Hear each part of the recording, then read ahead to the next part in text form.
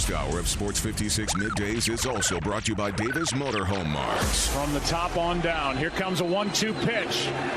Red Sox win the World Series, and the best team in baseball wins it all in 2018. The Tigers reclaim their crown by crushing Alabama.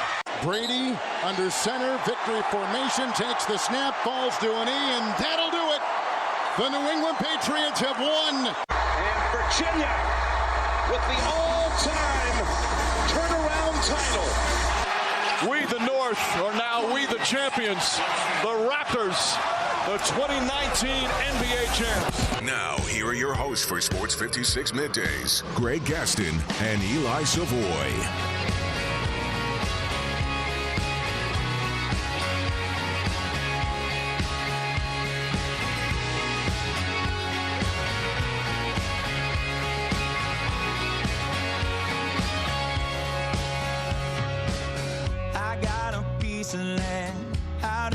Countryside, lay back and smell the sun, warm up the Georgia pie.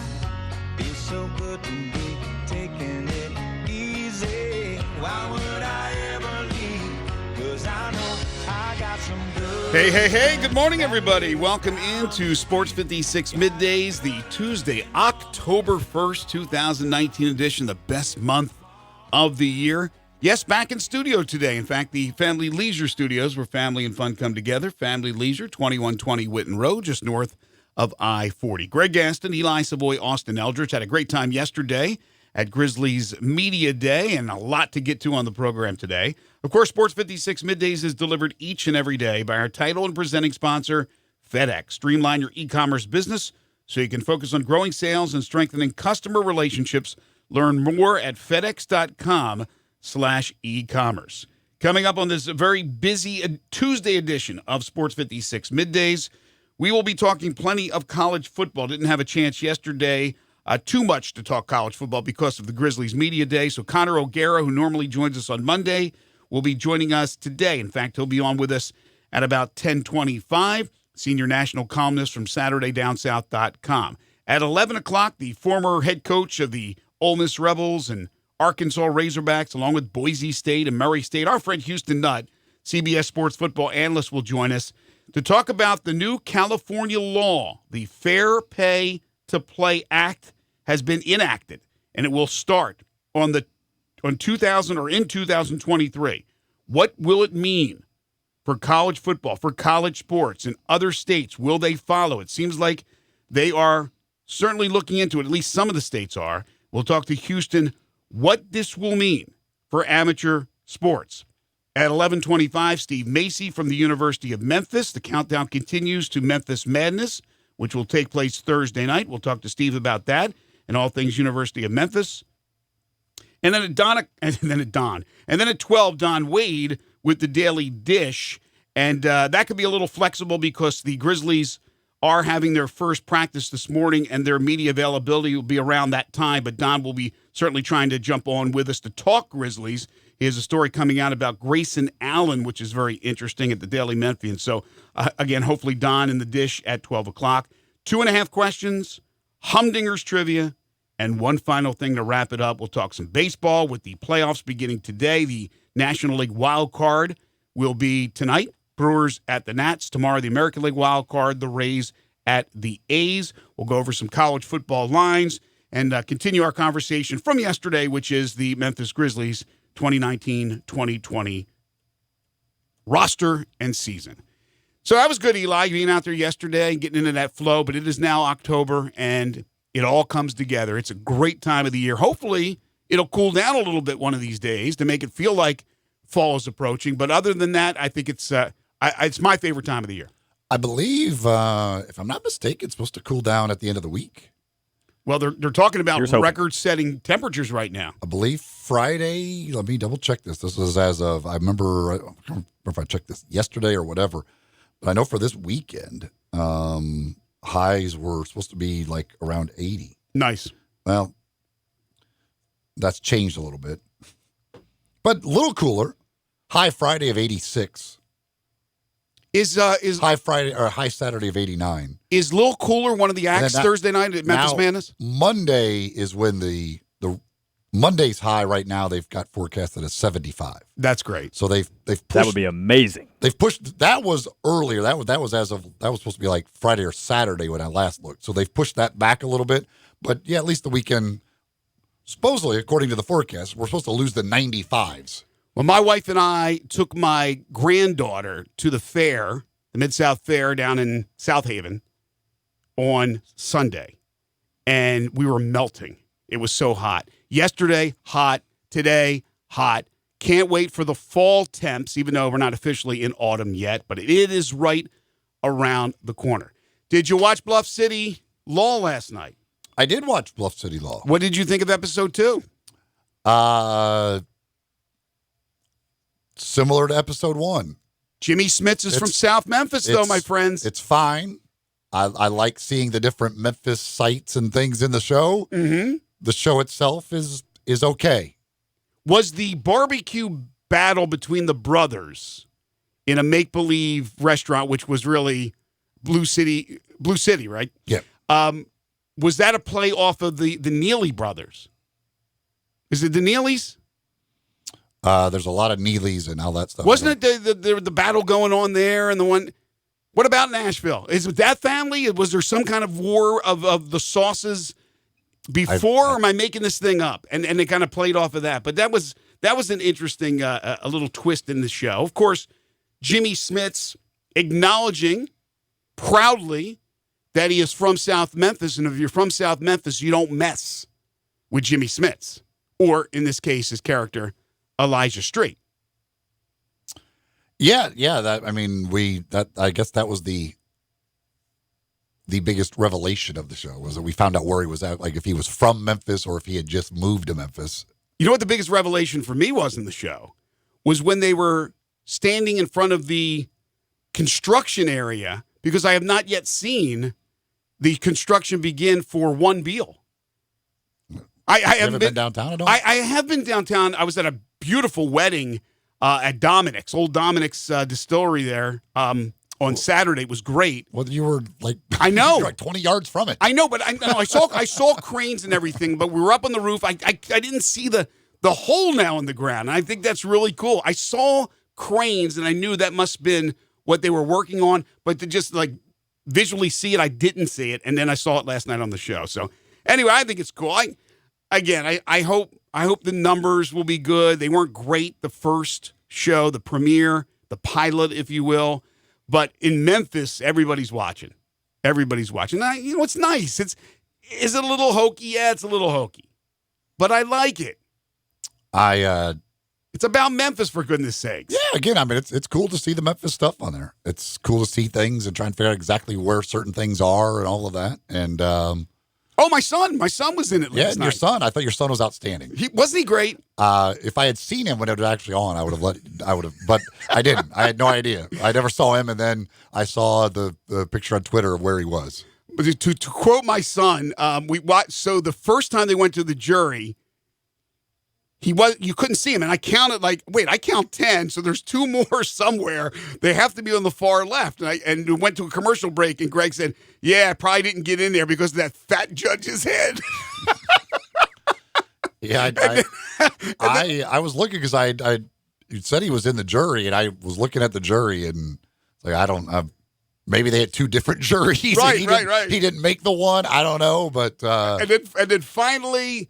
They had a couple of shots, and then they had that like overhead shot, that high shot. But he ended up being in 3 or 4 of those shots from the jury. He also was in the media pool when the guy was coming out, and they were trying to talk to him. Yeah, so he was in the media pool as well. So he was used twice as a what do you call them? Extras. As an extra. I think in the same episode. I think it really kicks off his acting career. I thought he sat there from the picture I saw. He looked like he was sitting there. He was intent, right? He was intently listening. Very good. I mean, he sold me as being a juror. I would have guessed he was a real juror rather than somebody acting like they're on a jury. I'm pretty sure that's how De Niro and Pacino started. as extras in the jury. So I feel really good about him. I know he feels good.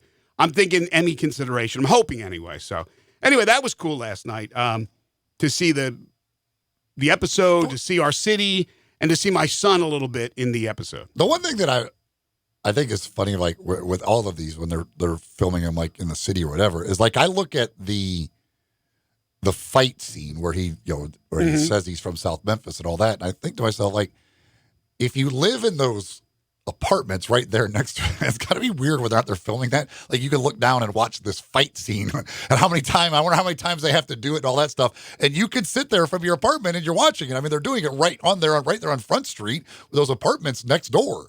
Yeah, I always think about that. I was in a smaller movie, an independent movie, and I know all about takes, do another take and all that.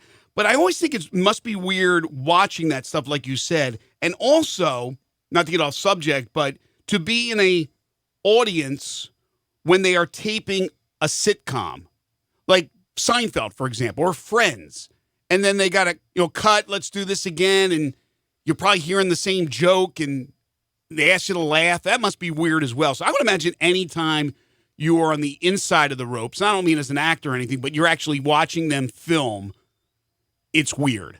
And I would imagine that that's weird. Jimmy pulling the punches and all that. Yeah, it would just be funny that you're sitting in your apartment just looking out the window watching this thing be. I don't know what time they're filming that. I don't know what time, when they're doing that. But it would just be weird. Like, you're at home and like you're just looking out your window watching them film a scene on the street right by your apartment. Oh, yeah. And how about if you don't realize it is? You call 911. You go, wow, those punches aren't even, they're making contact. The guy's hurt, though. Jimmy Smits is in a fight right in front of my place right now. I don't know what's going on. There's a lot of police cars out here. What's going on? What's going on in front of my house? How about this, though? I was reading, the Commercial Appeal was doing, I thought they did a really nice job. They recapped like all the different locations in Memphis, and that farm that they used was out in Crittenden County. But I did not know this. They built a set for the courtroom. It's not filmed in our real courtrooms now. It is, and the first one, the pilot, was filmed, I think, in Oxford, if I'm not mistaken. But they, according to the story, they built a set for the courtrooms and everything indoor, and it's at the old Skateland deal on Summer Avenue. How about that? Did not know that. Yeah, that's, again, according to the CA. They had built I knew that it wasn't an actual courtroom that they had built that, but I didn't know where. Yeah, it's not downtown. It's over on Summer Avenue. So anyway, that was really cool. Now, I also like the fact that when you drive downtown on Front Street, you could see their office, and I always want to go up there and ask, excuse me, is there any lawyers around? I need some legal advice here. Straighten Associates. Can anybody around? Why are your windows all dark? I understand, like, you got the sign here, it says Straighten Associates, but your windows are all dark. What's going on with this whole deal? Yeah, I haven't even seen that yet, the facade, the outside of that. But if you have already had your fill of Gastons, that's fine. But if not, believe me, that past that bridge, crossed that bridge a long time ago. Well, it is back-to-back television, ladies and gentlemen, because tonight on FS1, a production from NFL Films, The Frat That Moved the Colts, will be on TV tonight. Now, I don't know how long a deal this is. I don't know how much I'm in it, if at all. You never know. I could be on the cutting room floor. But tonight, I believe it's 6:30 on FS1. I don't know if it's like one little story of a couple of stories that are happening during that time period.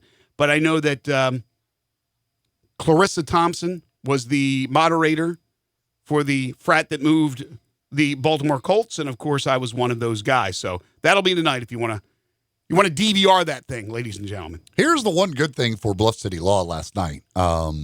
See how quickly he moves away from my thing? Well, I haven't. I'm kidding. What am I going to say about it? Congratulations. You're on TV tonight. You'll be watching. Can't promise that. That would require finding FS1 on my TV, and that's never an easy task. Oh, really? I don't You don't have direct, do you? No, I have no idea. Because I don't ever watch FS1. I don't even think of watching FS1. It's right in the 200. It's 206 is ESPN, and then you go right down, and then all of a sudden you get the NFL Network. I can find it quite easily because I can just push the button on my remote and say FS1, and it turns the channel to it. So it's easy. Voice to find. activation? Yeah. Oh wow. It's easy to find. If I try. La-di-da. If I try to find it, it's easy to find. I'm just telling you. You're not trying. Probably not going to try to find it. Thanks.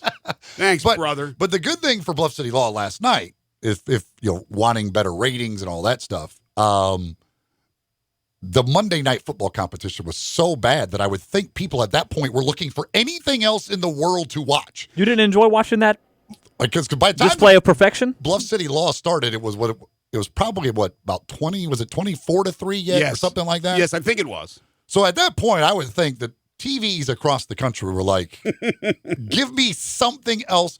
My eyes are bleeding. I need something else to watch. So maybe that helped Bluff City Law last night get a few extra viewers. Well, when we get to our NFL recap of Week 4 at 12:30, I can guarantee you one game we will not be talking about is Pittsburgh and Cincinnati. It was as bad as advertised.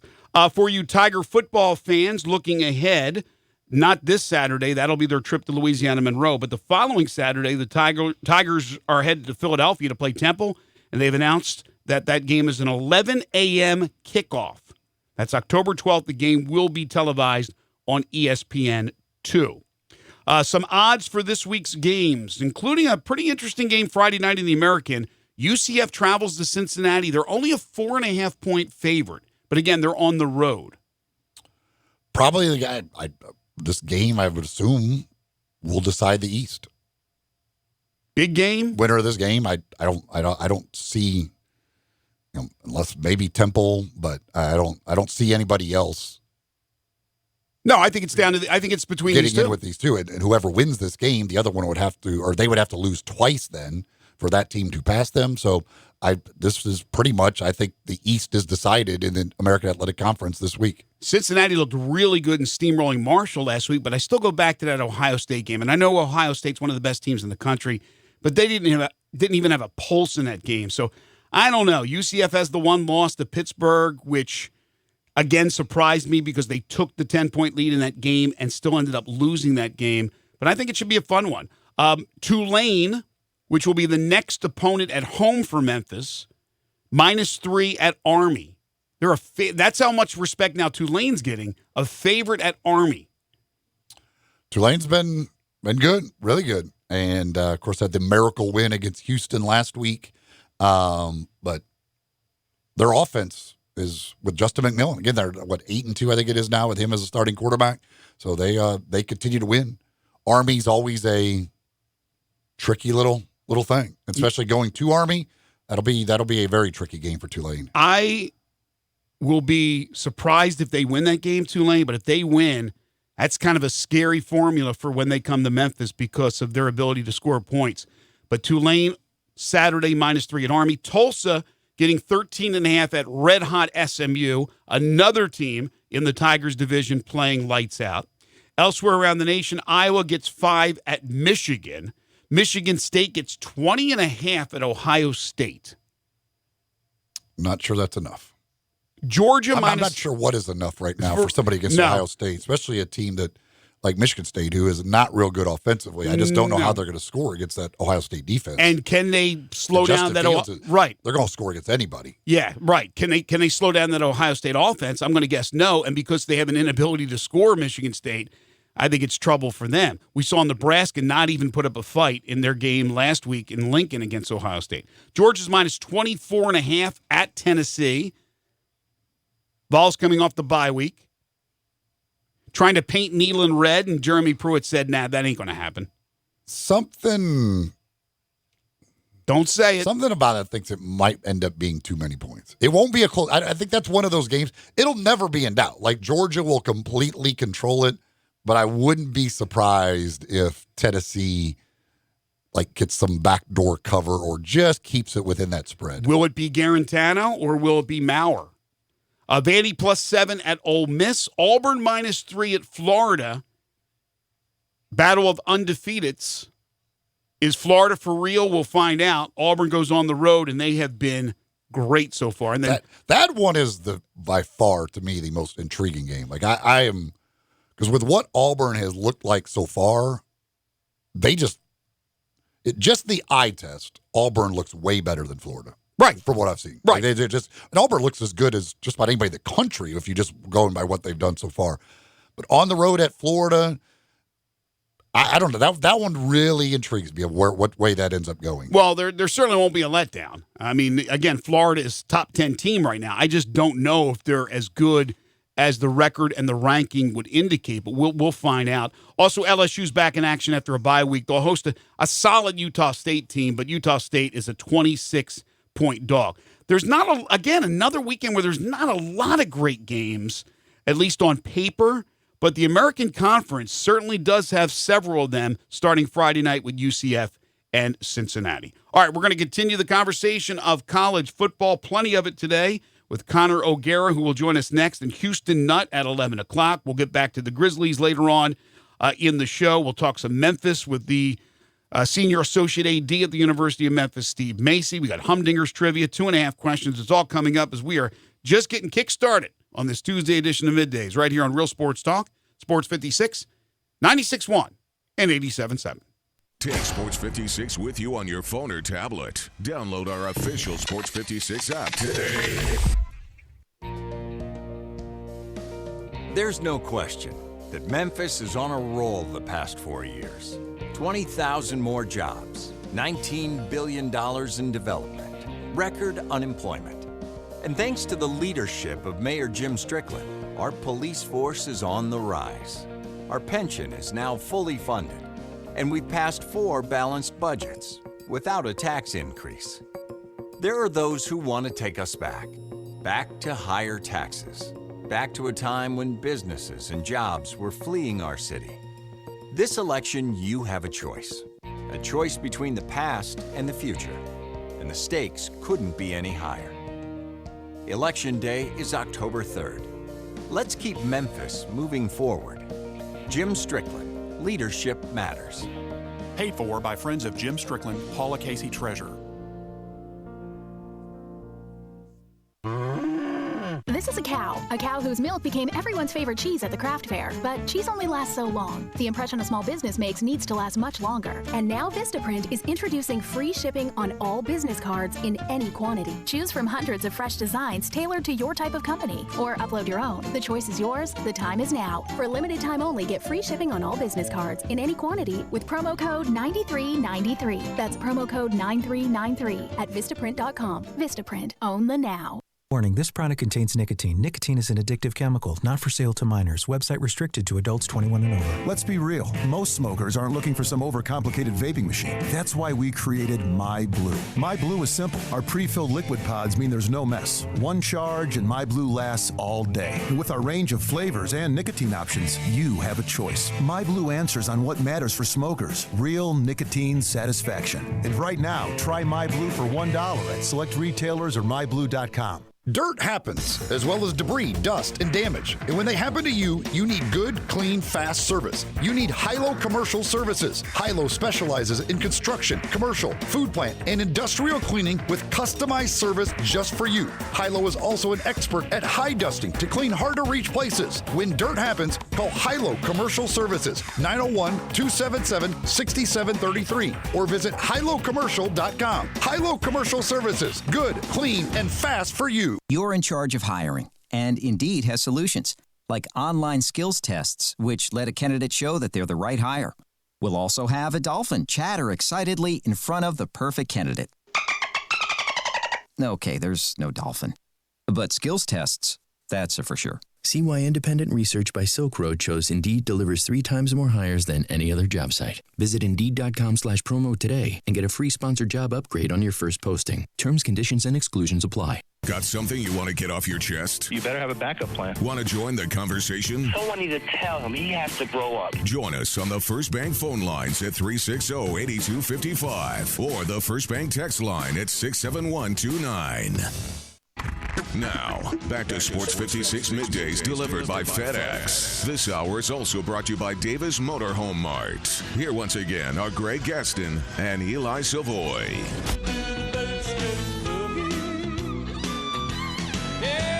Welcome back to the show. We'll talk, as I mentioned, Grizzlies a little bit later on. Their first practice will be taking place in about 30 minutes. Yesterday, John Moran, who we had on the program as we broadcasted yesterday from the media day, ended up going over to the Tigers practice. I just love that relationship. He's like the official, unofficial recruiter for the Tigers right now. Well, listen, they've always had a great rapport with the Grizzlies. And a lot of guys over the years have gone over there. They've watched practice. They've played some pickup games and things of that nature. But just to have a young player like a John Moran or Jaren Jackson Jr., and there's so many young players on this team, and to have that relationship with the Tigers, it can only help.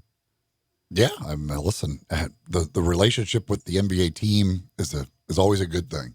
When kids like hanging out with NBA players. No question about it.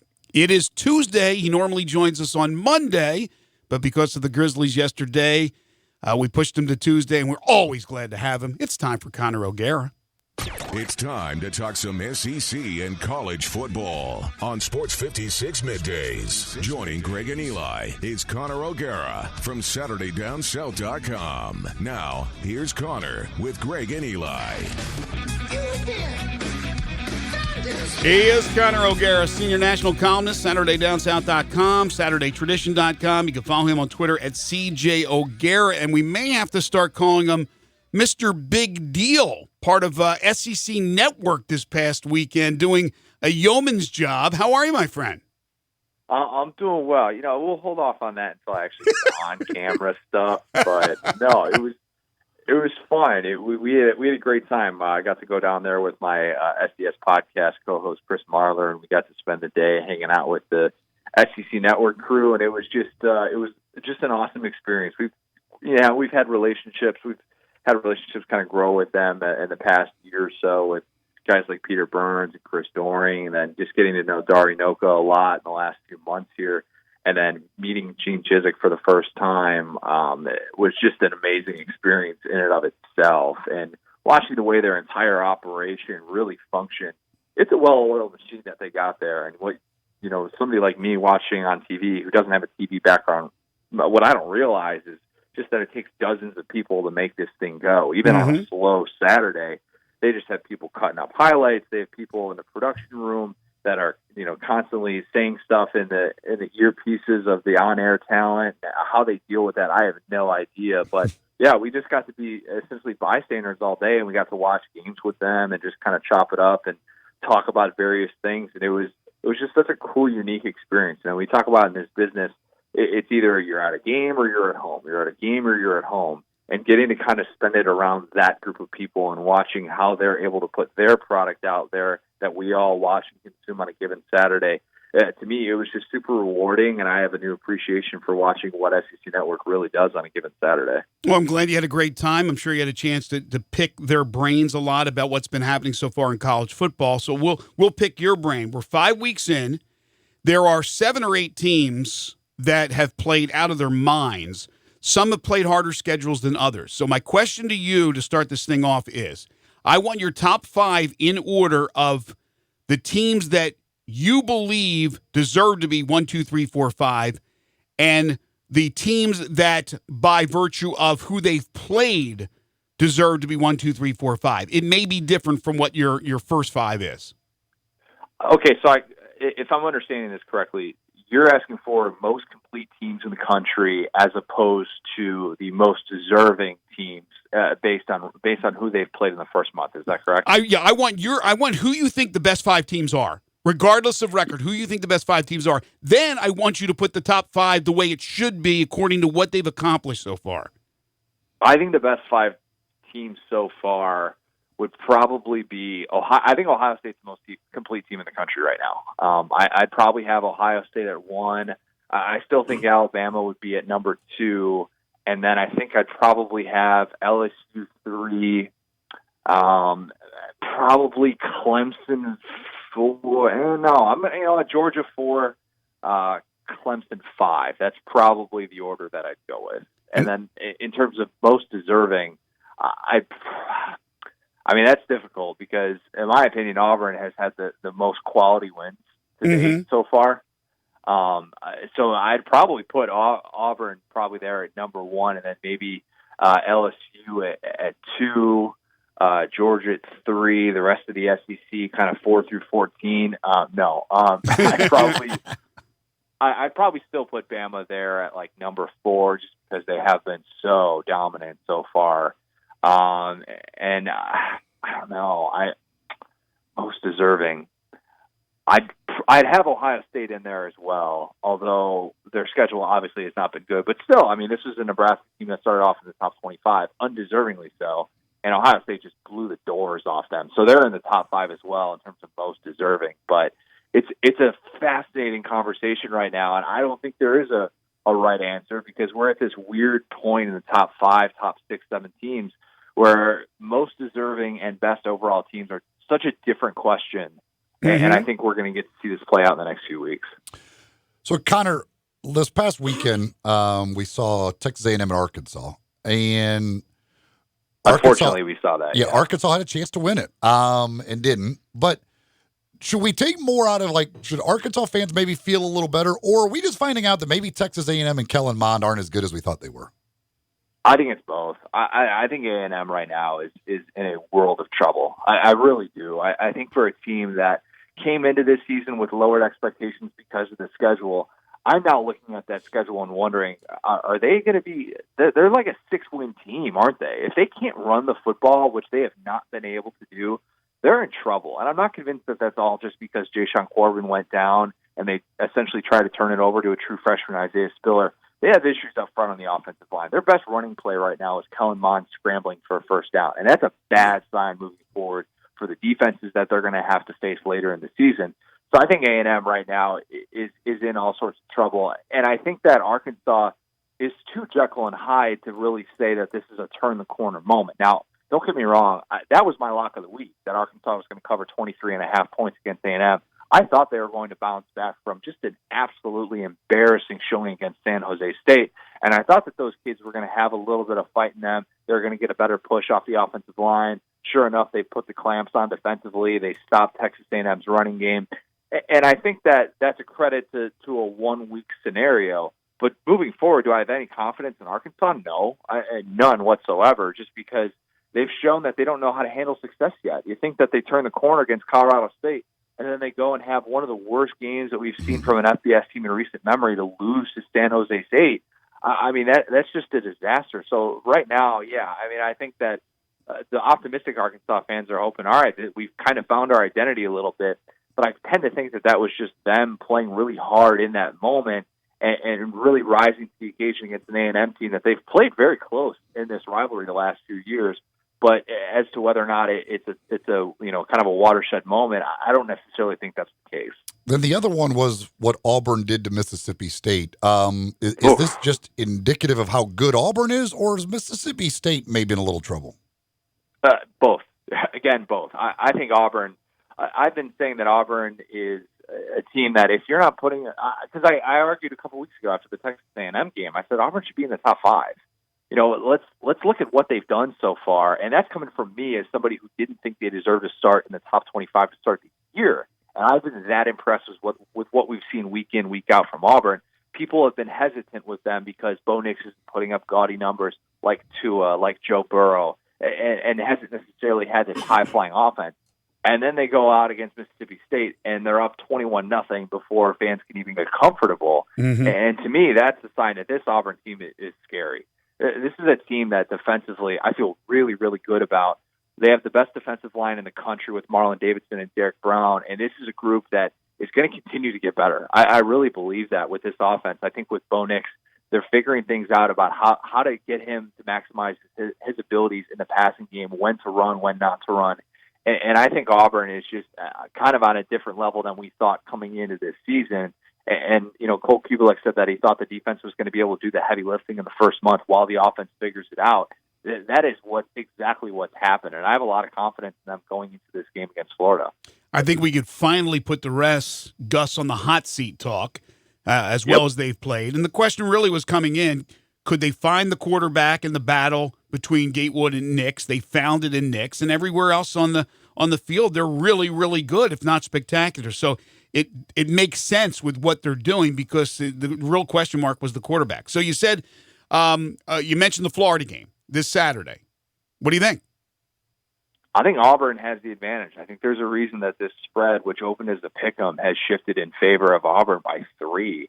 And I think the key mismatch here that Auburn is really going to be able to take advantage of, that Florida has gotten by with so far, is the matchup in the trenches where Auburn's defensive line, I think, is going to be able to have its way with that Florida front. The Florida front has been just poor this year. Dan Mullen just called them out after they played a game against Towson. They let Kyle Trask get sacked 3 times against Towson. I mean, that's the type of thing that can't happen. Dan Mullen said that that they have not been mentally prepared for games. That's a bad sign moving forward against this Auburn defensive line that can just get after it. And it's not just getting to the quarterback. They can blow up plays in the backfield.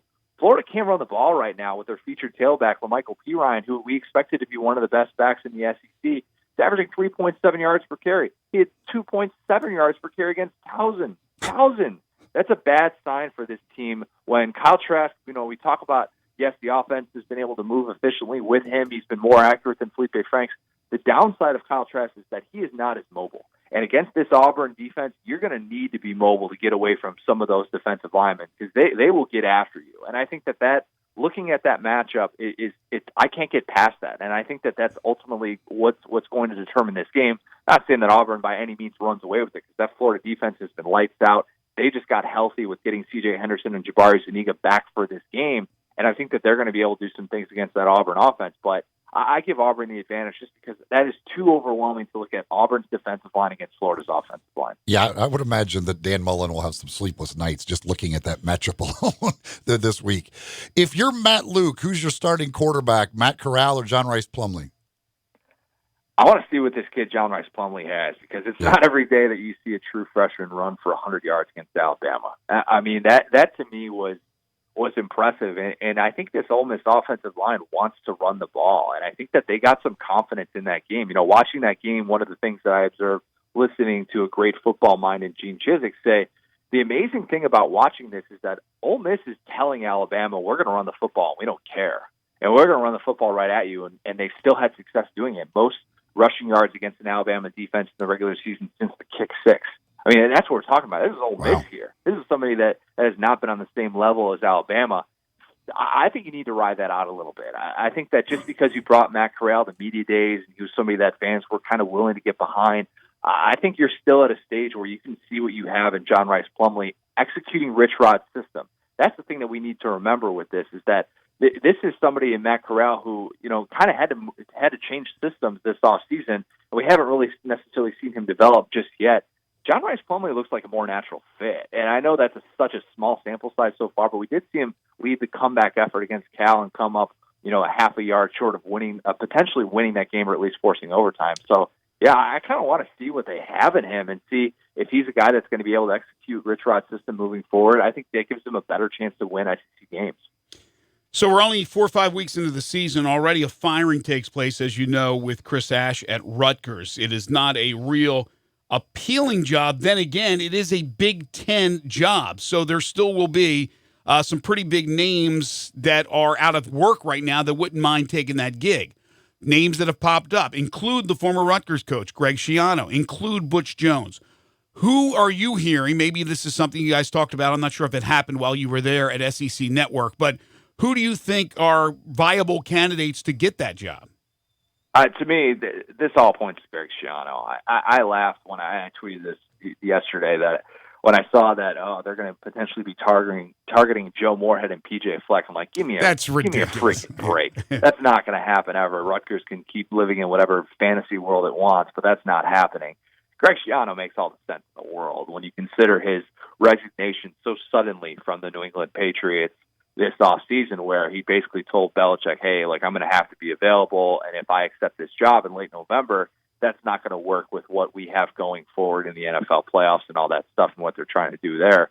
That makes all the sense in the world when you consider the timing that Rutgers had on this. I mean, apparently this decision was made right after, it was made 2 weeks ago, and it was made right after they lost that first Big Ten game to Iowa. So if you're doing that and you're Patrick Hobbs, the AD over there, what in the world is the point of that unless you already have a plan in place and you want to get some things going and you want to be able to get some momentum behind that hire? Schiano is the guy that makes sense because of where he's at, because of what he did, obviously, for that program, did things that nobody else has ever been able to do at Rutgers. So to me, that's the only option for this program moving forward, and I'd be stunned if they went in any direction that isn't Greg Schiano. Could you imagine he said no to him if they offered? Oh, gosh. Man, I don't know Schiano, and he's kind of an odd guy. He's had this really odd career path, so it's tough to really sit there and predict what he's going to do. But I mean, at this point, yeah, I mean, why wouldn't you, if you're in his position, to be able to kind of get back to your roots, get back to the place where you became a household name nationally, an area that he knows super, super well? Kind of feels like he's the only man for the job at this point. That Rutgers job by Greg Schiano got him an NFL head coaching gig. So crazy. Nobody's done anything since he left. I'm telling you, I said he might just be the Bill Snyder of Rutgers, like the only guy who can win at that program. And the Randy Edsel no, I'm kidding. Well, we'll see. We'll see if it's Schiano or somebody else, but that's certainly one of the interesting tidbits of the week. He is Connor O'Gara, senior national columnist, SaturdayDownSouth.com, SaturdayTradition.com. You can follow him on Twitter at CJ O'Gara. Thanks for being flexible this week, Connor. We'll talk to you next Monday. Absolutely. Appreciate it, guys. Take care. First hour of our show is brought to you by the great folks at Davis Motorhome Mart. 7.5 acres, in fact, more than 7.5 acres of beautiful travel trailers, motorhomes, fifth wheels, and toy haulers, towable half tons. They have motorhomes that range from 27 feet up to 45 feet in length. Brands like Winnebago, Coachman, Puma, Highland Ridge, and Tiffin. They are a top 10 Tiffin dealer in the entire United States. So a lot of people come from all over the country, even come from Canada to Memphis to purchase a motorhome from Davis Motorhome Mart. Right now, they got a huge deal going on all the 2019s. They are brand new 2019s, discounted prices because they're making room for the 2020s. 100% family owned and operated. These people have been in business for a long time. They know exactly what they're doing. Good people to deal with. You can follow them online at davismotorhome.com. You can go to their website, I should say, and check out what they have to offer. You can call them. When you do, tell them you heard it here on Sports 56 Middays. Any questions you have, they will answer them for you. 901-332-3414. That's 901-332-3414. Or go visit them at 1145 East Brooks Road in Memphis. Leave the stress at home. Get away. Travel to your favorite cities across this great country of ours in a motorhome from Davis Motorhome Mart. We'll take a quick break. Come back with more Middays on Real Sports Talk, Sports 56, 96.1 and 87.7. Ladies and gentlemen, grab a seat for Happy Hour. Johnny Radio's Happy Hour from 1 to 3 on Sports 56, 96.1 and 87.7. Stop. Pick up your golf clubs. Head to my favorite place, Vantage Point Golf Center, 9580 Macon Road in Cordova. Open 7 days a week. Vantage Point Golf Center. They got it all. Top tracer powered by Top Golf. Track your shots like the pros. You know exactly where you hit the ball. Have a beer, eat a sandwich, and relax. Over 50 grass spots and fully lit for nighttime. There are 18 holes of mini golf. It's fun for the whole family. Visit Vantage Point Golf Center. They've got it all. 1 mile west of Houston Levee. And now, a page from the diary of Flo. Dear Diary, I got the brush off again. I don't get it. Is there something wrong with the way I wave? Elbow, wrist, elbow, wrist. Why won't that little basset hound acknowledge me? I'm friendly. I give everyone peace of mind when I protect their homes through Progressive. He should be jumping for joy when I walk by. Save an average of 17% on car insurance when you bundle home and auto through Progressive. Maybe it's me. No, it's him. Progressive Casualty Insurance Company and Affiliates. Discounts not available in all states or situations. Warning, this product contains nicotine. Nicotine is an addictive chemical, not for sale to minors. Website restricted to adults 21 and over. Let's be real. Most smokers aren't looking for some overcomplicated vaping machine. That's why we created My Blue. My Blue is simple. Our pre-filled liquid pods mean there's no mess. One charge and My Blue lasts all day. And with our range of flavors and nicotine options, you have a choice. My Blue answers on what matters for smokers. Real nicotine satisfaction. And right now, try My Blue for $1 at select retailers or myblue.com. Memphis, it's official. Crab King Seafood is where it's at. For the most flavored seafood and biggest plates, run to a Crab King's near you. Visit our Bartlett Cordova location at 7140 Stage Road or our East Memphis location at 5992 Knight Arnold Road. Starting this week, get 3 juicy snow crabs, 17 shrimps, 2 whole sausages, 2 corn, 2 eggs, and a large side of potatoes for only $43.99. That's right, $43.99. The price The portions, the service is why Crab Kings is #1. Make the right choice the first time. Make it Crab Kings. Come and devour our tasty snow crabs, king crabs, shrimp, salmon, and catfish. Enjoy Memphis's best tasting pastas with your choice of toppings. Visit our Bartlett Cordova locations at 7140 Stage Road or our East Memphis location at 5992 Knight Arnold Road. Crab Kings is open Tuesday through Sunday. For more information, Google Crab Kings Memphis or download the app. Crab Kings, a Memphis original. Hi, this is Greg Gaston from Sports 56, and I want to tell you about Donnie Morrow and the Morrow Group at RE/MAX On Point Guarantee. They'll sell your home within 65 days or they will work for free. Donnie Morrow and his team have sold over 500 homes during the past 3 years, and over 200 homes sold last year alone. Call 901-359-9698 or go online at MidSouthHomefinder.com. List with Donnie Morrow and sell tomorrow. Realistically, these things can happen. Restrictions apply. See Realtor for terms and conditions. Free guarantee applies. A listing agent's commission. Each office is independently owned and operated. Now, back to Sports 56 Middays delivered by FedEx. This hour is also brought to you by Davis Motorhome Mart. Here once again are Greg Gaston and Eli Savoie. Major League Baseball postseason begins tonight. October baseball. It's the best baseball, in my opinion. You got the NL wild card, the Brewers at the Nats, Brandon Woodruff and Max Scherzer. Scherzer has not been good in the postseason in recent years, but he's still, as you said during the break to me, Max Scherzer. The Brewers were red hot, then got beat up pretty good against Colorado in the final weekend of the season. The Nats, at one point, were 19-31 or 19-32, and then just went off, and the pitching has been tremendous. But in a one-game series, certainly anything's possible. Then tomorrow it's the American League wild card with the Rays at the A's. Charlie Morton will go for the Rays. The A's still not decided yet on their starting pitching. What do you think about the wild card games? Well, if you just, tonight, Max Scherzer versus Brandon Woodruff, just on the surface, it looks like you're like, okay, this is a huge advantage for Washington just based on name alone. And is Braun okay to play? I know he was banged up. I don't know what the situation is with Braun and Moustakas. I assume both are going to go, but obviously Yelich is not. But yeah, I just look at it. Baseball's a weird sport, but this looks like the clear advantage here is with Washington. Every advantage is with Washington. If the game was in Milwaukee, but it's still the same pitching matchup, still the same team, the same injury concerns, would you still favor the Nats? Yeah. Braun is available tonight. Okay, thank you. Is Moustakas too? I'm looking at him right now. I don't know if they played that last. I didn't see if they played the last game in Colorado or what they ended up doing.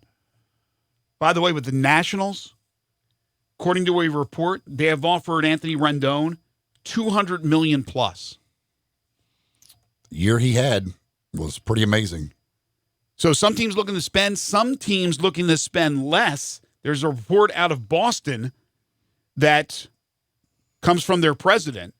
Keeping Mookie Betts and J.D. Martinez will be difficult. They're in a situation somewhat like the Cubs. The Red Sox have said they are trying to get under the luxury tax level. The Cubs haven't really necessarily said they want to, but the thought is they don't want to be much above it.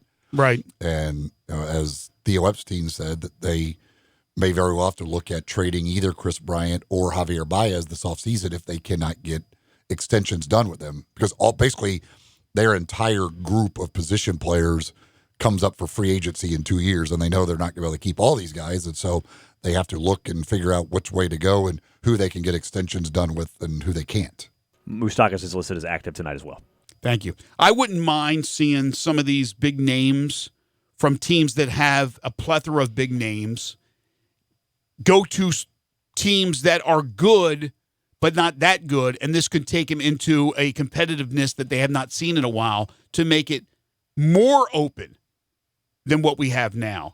Obviously, from a free agency standpoint, San Diego went out and did what they did with Machado, Didn't work out for the Phillies, but for the first year. But they go out and get Harper. Maybe some of these teams will deal with as long as the Yankees and the Dodgers aren't picking up all these guys. I think that could even things out a little bit more in baseball. But again, you got Washington tonight, and then tomorrow.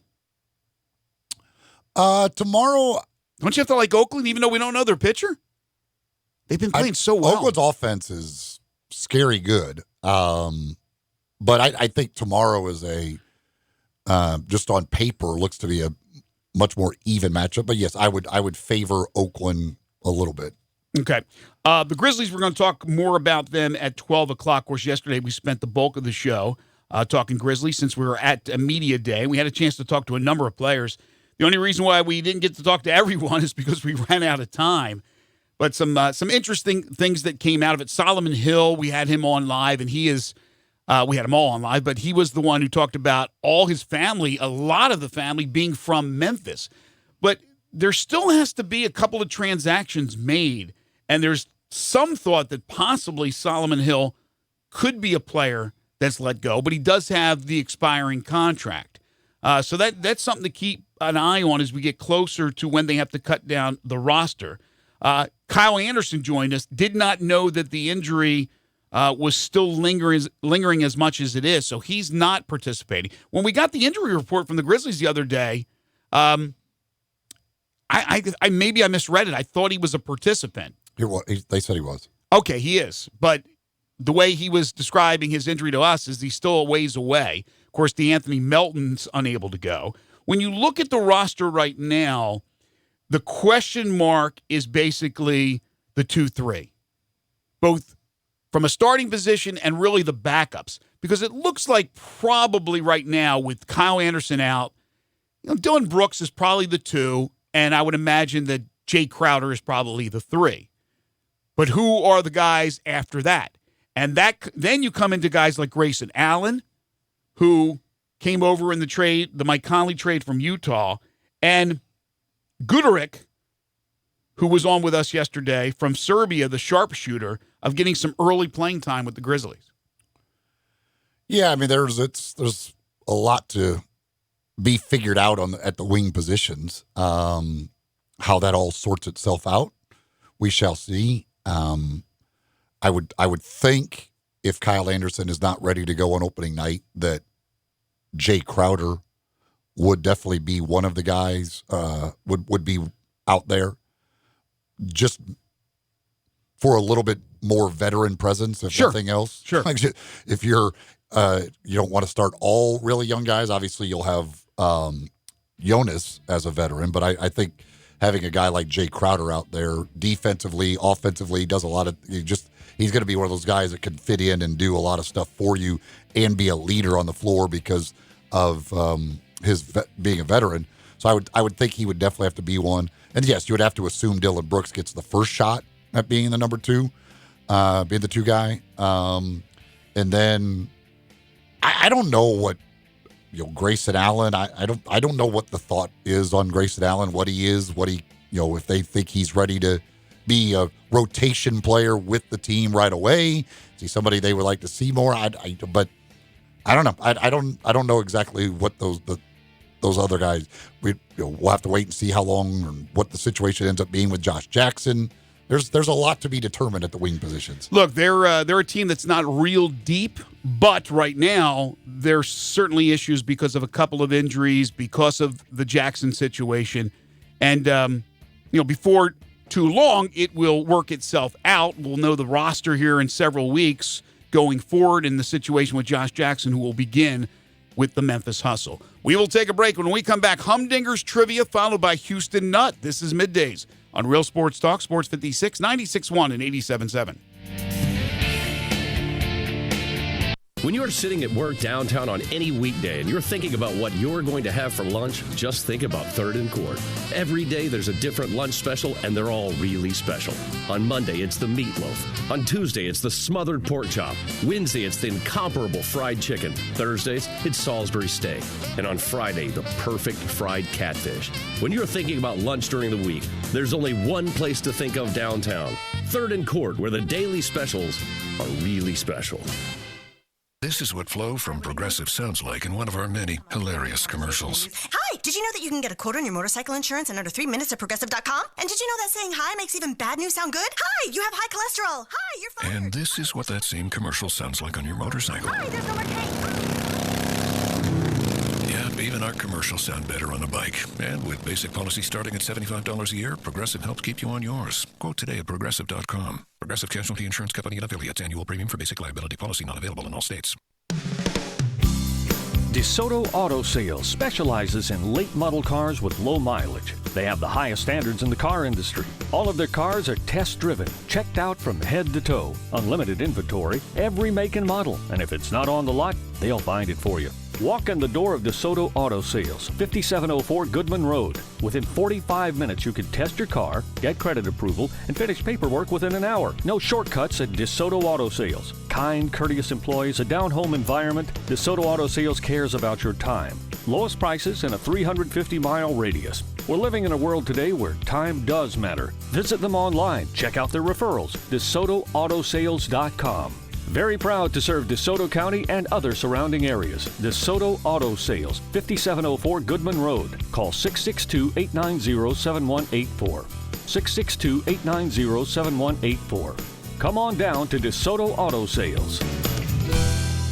Looking for a great place to deposit your money? Try First Bank. Competitive CD rates, a money market that moves with Wall Street prime and interest-bearing checking account options. Not to mention their friendly bankers who make decisions locally. To find out more, stop by one of First Bank's 3 local branches. 6482 Poplar Avenue, just east of International Paper. 8398 Highway 64 across from Wolf Chase. And 6280 Highway 64 in Oakland. Or visit firstbankonline.com. Member FDIC.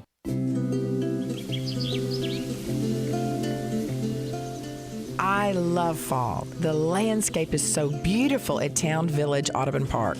Nestled in the heart of East Memphis, located corner of Park and Cherry, is a beautiful residential neighborhood. Looking for a great place to retire, but you still have a very active lifestyle? Then visit Town Village. Only requirements that you're 55 plus. Prices per month starting at $2,300. Gourmet Chef Drew invites you to visit our restaurant and bistro. Package includes 3 complimentary meals per day, maid service, free local transportation, daily check-in, monthly coffee club, themed dinner parties, lots of fun. Visit us and call Daniel at Town Village Audubon Park at 901-374-7342. There's no place like home. Town Village Audubon Park. We are Sports 56 WHBQ Memphis, WIVG-FM Tunica Memphis, and WPG-FLP Memphis, Flynn Broadcasting Stations. Now, back to Sports 56 Middays presented by FedEx. Here once again are Greg Gaston and Eli Savoie. We welcome you back to Sports 56 Middays, hour 2 of the program on this Tuesday, October 1st. 2019. Greg Gaston, Eli Savoie, Austin Eldridge. We are in the Family Leisure Studios where family and fun come together. Family Leisure, 2120 Whitten Road. That's just north of I-40. Sports 56 Middays delivered each and every day by our title and presenting sponsor, the great folks of the FedEx Corporation, providing global access for small business. Learn more at fedex.com/e-commerce. It's time for our Humdinger's Lunchbox Trivia. We do it each and every Tuesday. And Tuesday at Humdinger's means Taco Tuesday with the either chicken or fish tacos, just $2 each. Great deal, and those are great tacos over there. Just some of the many items they have on the menu, which you can check out at humdingersrestaurant.com. You can see their full menu, see all the grilled fish options, see the appetizers, see the salads, taco sandwiches, the chicken options, whether it be crispy chicken or the grilled breast.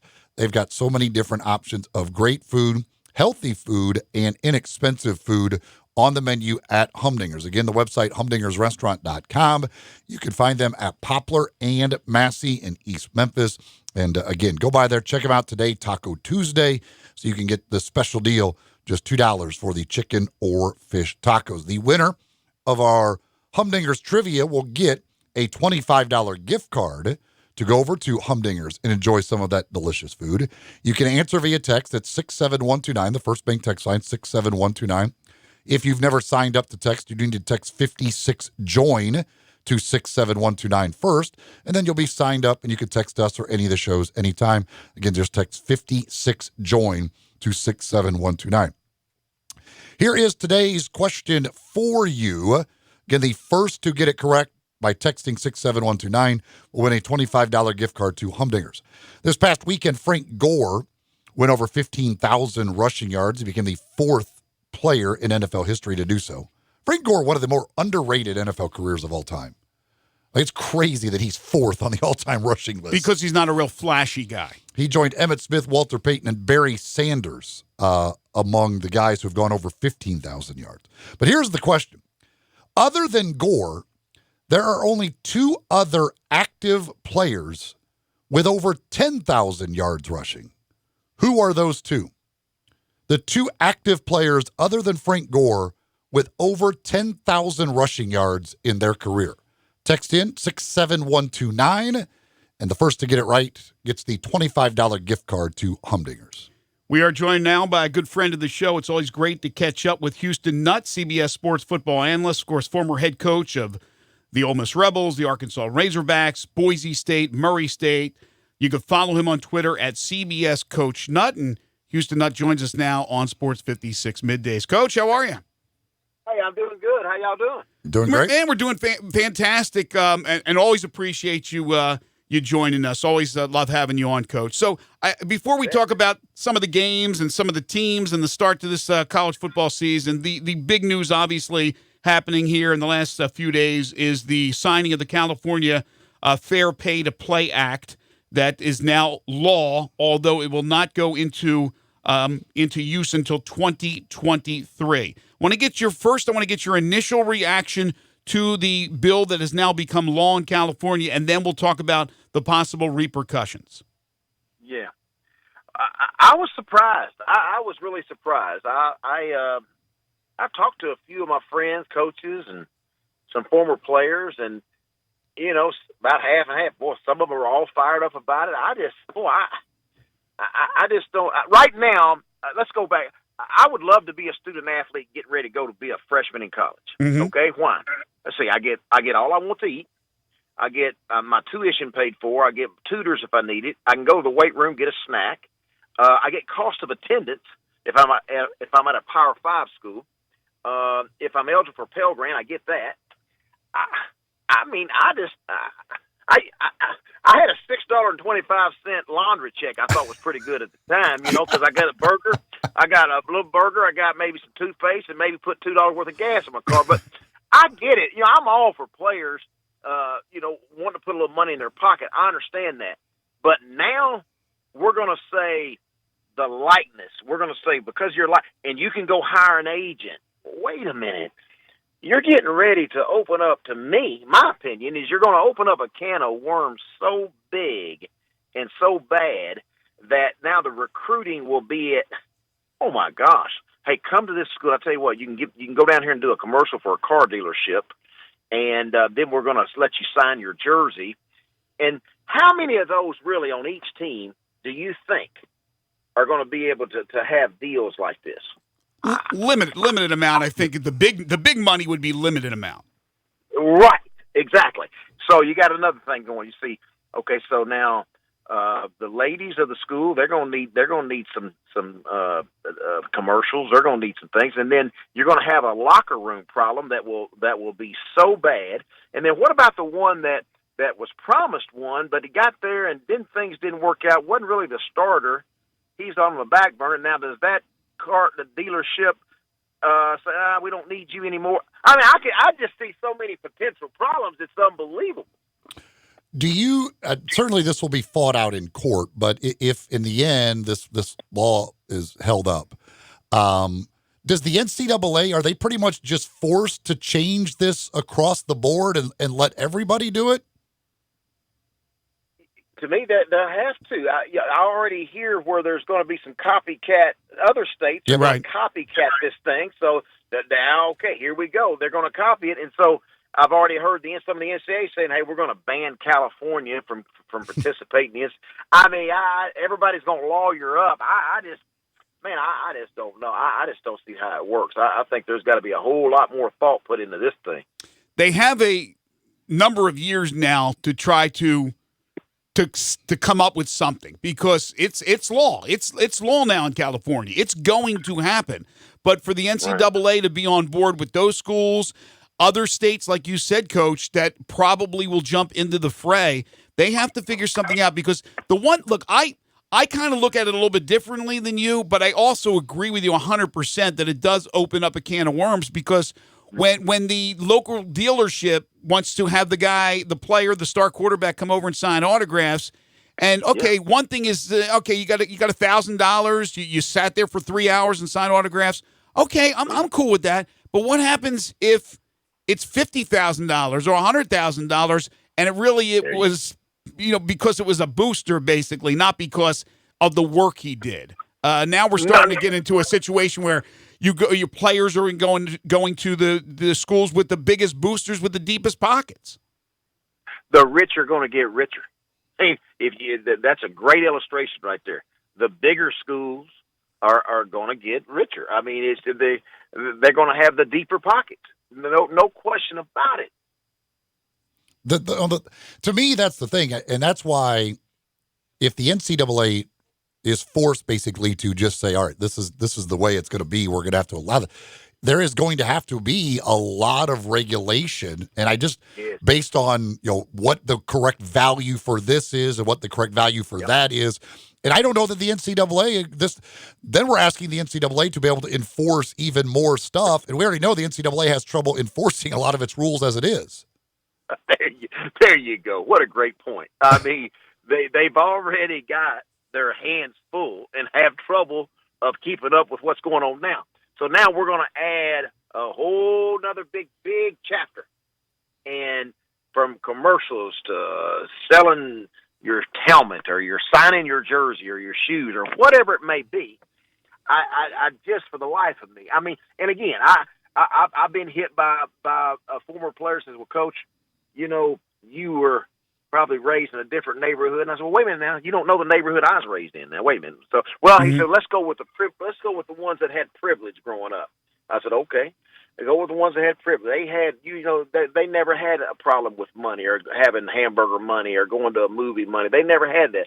And I said, I know, but when you look at cost of attendance, when you look at a Pell Grant, or if you look at the things they have in place now, it's far much better than it ever was. I just can't see how this is going to really help things. I think it's going to create more and more problems, and I just think it divides your team, boy. I just think it divides it so quick. Well, let's make it clear. We're beyond hamburger money and movie money. We're talking about actual payments. Yes. It's just not coming from the schools. Right, exactly. We're talking about it could be big money, and then it's like you said, what's the limit? One school is going to say $150,000 for you to do this, show up 3 times, or whatever it may be, and another school, well, we can only give you $25,000. I mean, where's this player going to go? Are players now going to say, well, I guess I better go to California right now because I'm going to have a whole lot better chance to make a whole lot more money there? Could they put a ceiling? Could if the NCAA got involved, and they will get involved, and made this unilateral rule, but they put a ceiling on the money you can make, would now you have to go back and enact a new rule in California? I mean, I don't know what the rule says as far as whether or not there's a certain amount that you can go up to, a ceiling. Yeah, I don't know. You see, I don't know that either. I don't know the rule. I don't know all the stipulations. I don't know. And again, there's so many different things you could do, whether it be a commercial or whether you're going to be in the town square from 12 o'clock to 3 o'clock, and we got shoulder pads, we got footballs, and we got helmets. So you got to sign for 3 hours, and we're going to be able to give you a $20,000 stapling if you'll do this 3 times a year. I mean, I could just see this thing just getting so far out of hand. I don't know how you control it. I don't know. Even if you put ceiling on it, how are you going to control all of that? Because like you just mentioned, I already have a few problems on how they handle things now. Well, the thing though, that's what a lot of people, you talk about the way it would work with different schools offering different amounts of money. Other people say, well, that's what's happening now. Being done under the table. Certain schools have more money that they're paying recruits under the table than the other schools have to pay those recruits under the table. So it's taking the same thing. It's just putting it above the table, so we all know that it's happening. Yeah, well, I tell you, there's going to the NCAA going to have to hire a whole lot more people then, and you're going to have to. You're going to have to. And then the other thing is the agent now. So now college guys can hire an agent, and I'm thinking about some of my friends that their sons and daughters are still trying to pay off their school loan, and now we're talking about going to hire agents, and I don't know. My mind's just been blown the last few days. It really has. And then you start thinking about, oh my gosh, the shoe company's getting involved again. They already are involved. They already are involved, right? And got in trouble with basketball. That could be. But here's the one thing though, Coach. I'm not an attorney. I don't know. I don't know if there'd be a reaction to this. But to me, I don't think Title IX comes into play here. I don't see how it can. I don't see how you can force. Let's say a local car dealership wants the star quarterback over there. They're going to have him for 3 hours. They're going to give him $5,000 to sign autographs. Well, I don't see where they are forced to have the women's point guard who's a star to come over. If they want her, then they bring her over. Or if a restaurant wants her. I don't see how Title IX plays into this. I think it will. You do? I do. I think it will. I think that young lady that's starting guard, I think she'll go get her an agent, and they're gonna be demanding the same thing.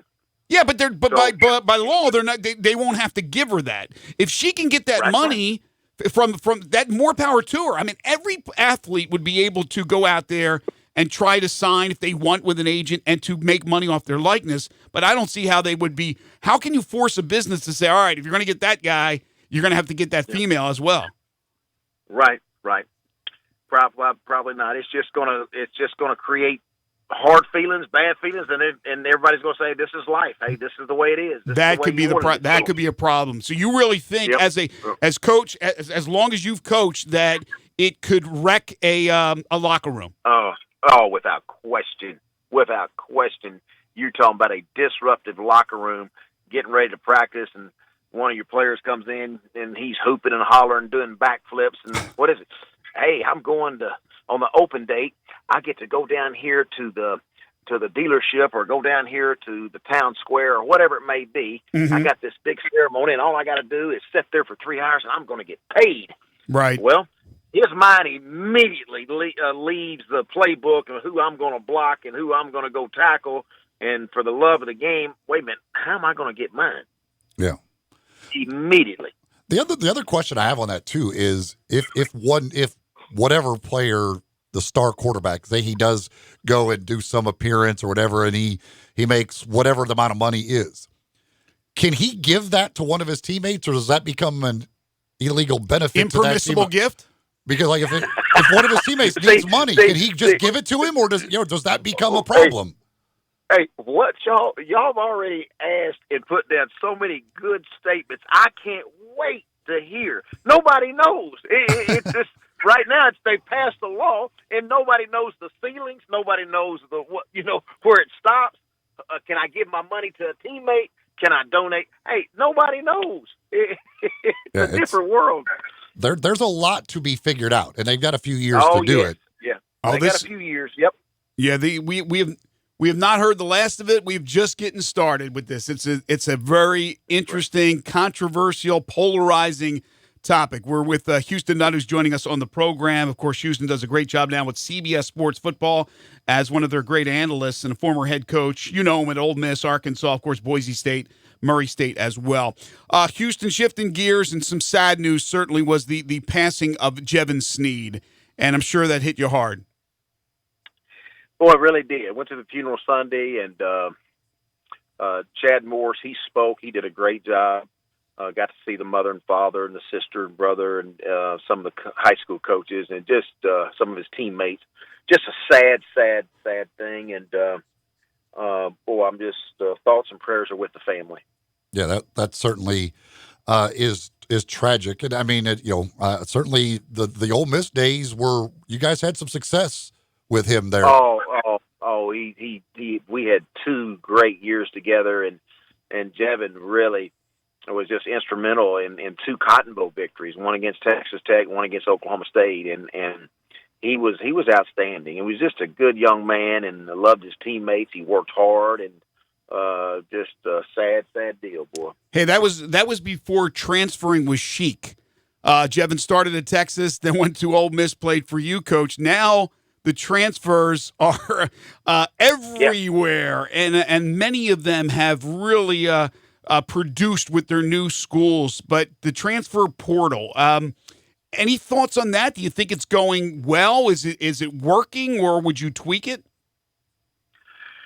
Boy, again, I don't know what to think about it sometimes, but now some days I was thinking about, if I'm coaching, you're probably going to have a coach or two kind of keep your eyes on, or a grad assist, keep your eye on the transfer portal, who's in there, and then also find out who's in there from our team, who's unhappy, and then it's just the constant revolving door. And I understand quarterbacks, you don't want to play yesterday. Where there's a little bit different when you got a group of receivers where you get in the rotation, or a group of linebackers, that's different. But the quarterback, it's from a long time ago. They've always transferred if they didn't get to play, and so I understand that. I've helped a young man transfer when it didn't work out. I understand that, but the transfer portal stuff, it bothers me. Look, I wish they at least stay a full year and go through a fall, go through a winter workout, go through spring, and then have a meeting. Say, okay, if it doesn't work, I get it, but. That's where, Jalen Hurts to me is a good example of where a guy, he hangs in it, he's a starter, 26-2, gets benched. He doesn't leave right then. He stays that full year. And then what was so good, he gets put back in the game when Tua goes down. Tua Tagovailoa gets hurt. He goes in there and wins that championship. And then after that, hey, graduated, I guess, and then transfers to Oklahoma, and he's rolling. I think that's a pretty good story. Everybody's happy. Tua's starting, and so is Jalen. So, there's so many different scenarios. My antennas are up when you say transfer portal, right? Because there's so many people wanting to jump in there, and then what if you jump in there and you try to go somewhere, then you want to stay? It's just, I don't know, kind of disruptive sometimes. What, so far this year, what to you have been the 2 or 3 most impressive teams? Well, I'll start with Auburn's defense. Auburn's defense, to me, is really impressive. Kevin Steele's done a really good job with that group, that front seven, that Nick Cole, Marlon Davidson, Derek Brown. Man, those guys are so disruptive. I thought they just handled Texas A&M. And then they just tore up Mississippi State. And, of course, they beat Oregon very first game. And Bo Nix, the freshman quarterback, keeps coming. And, he's a freshman, as we all know. But they're impressive. Clemson, Clemson keeps winning. They had a scare last week. And I was impressed with them. I bring them up because – I was thinking this year, really, guys, that, okay, you lost 4 defensive linemen, and they're all on NFL teams playing on Sunday. I'm thinking that's got to be a drop-off. Well, man, it doesn't look like it's much of a drop-off yet. Right, you look at their defense, man, they're good and athletic. And now Trevor Lawrence is not playing at the high level as he was last year, but you just keep waiting on him. You just feel like, he has it. And Travis Etienne, so he has it. Alabama is just unbelievable, but we're not talking about defense and special teams right now. We're talking about offense. Yeah, exactly. And Dylan Moses was a big loss, guys. That's a big loss. And they've had some injuries on that side. They're not the same. Will they get some back? I don't know. I don't think they get Dylan Moses back this year, but they'll probably get a few other players back. But Tua Tagovailoa with these 4 receivers, I've never seen anything like it, where there's just so much separation, man. And then of course they're doing rock paper scissors, see who gets the touchdown route. That's a different deal right there, guys. I mean, it's impossible to cover them. I don't know how you do that. It's impossible. It's been proven so far it's impossible. Now I do think they're going to need that running game here for long. But I keep saying that each week, but each week they don't need it. But I do think they'll need that, and hopefully they'll get a few players back. But Oklahoma looks impressive, with Jalen Hurts doing. I think they look better on defense. I think they're quicker and faster on defense. And then Ohio State is just rolling. I can't wait to see the Ohio State Wisconsin game. I can't wait to see that one. And then you didn't even mention, and understandably so, you've already rattled off 5 teams, but boy, LSU's been impressive with their offense now. Same thing. LSU, much like Alabama, we think of LSU, we think, okay, great defense, and they just don't mess it up on offense. That's the way it's been in years past, especially when Les Miles was there. But now, man, Joe Burrow and what Coach Brady and Coach Insminger have done has just been unbelievable how fun they are to watch. And boy, they're getting down the field. And that win at Texas, to me, was really impressive. That was an impressive win. Because Texas, is really coming. They beat Georgia last year, and they're athletic. But, man, that was a big win, LSU. LSU, you're exactly right. They look really good on offense.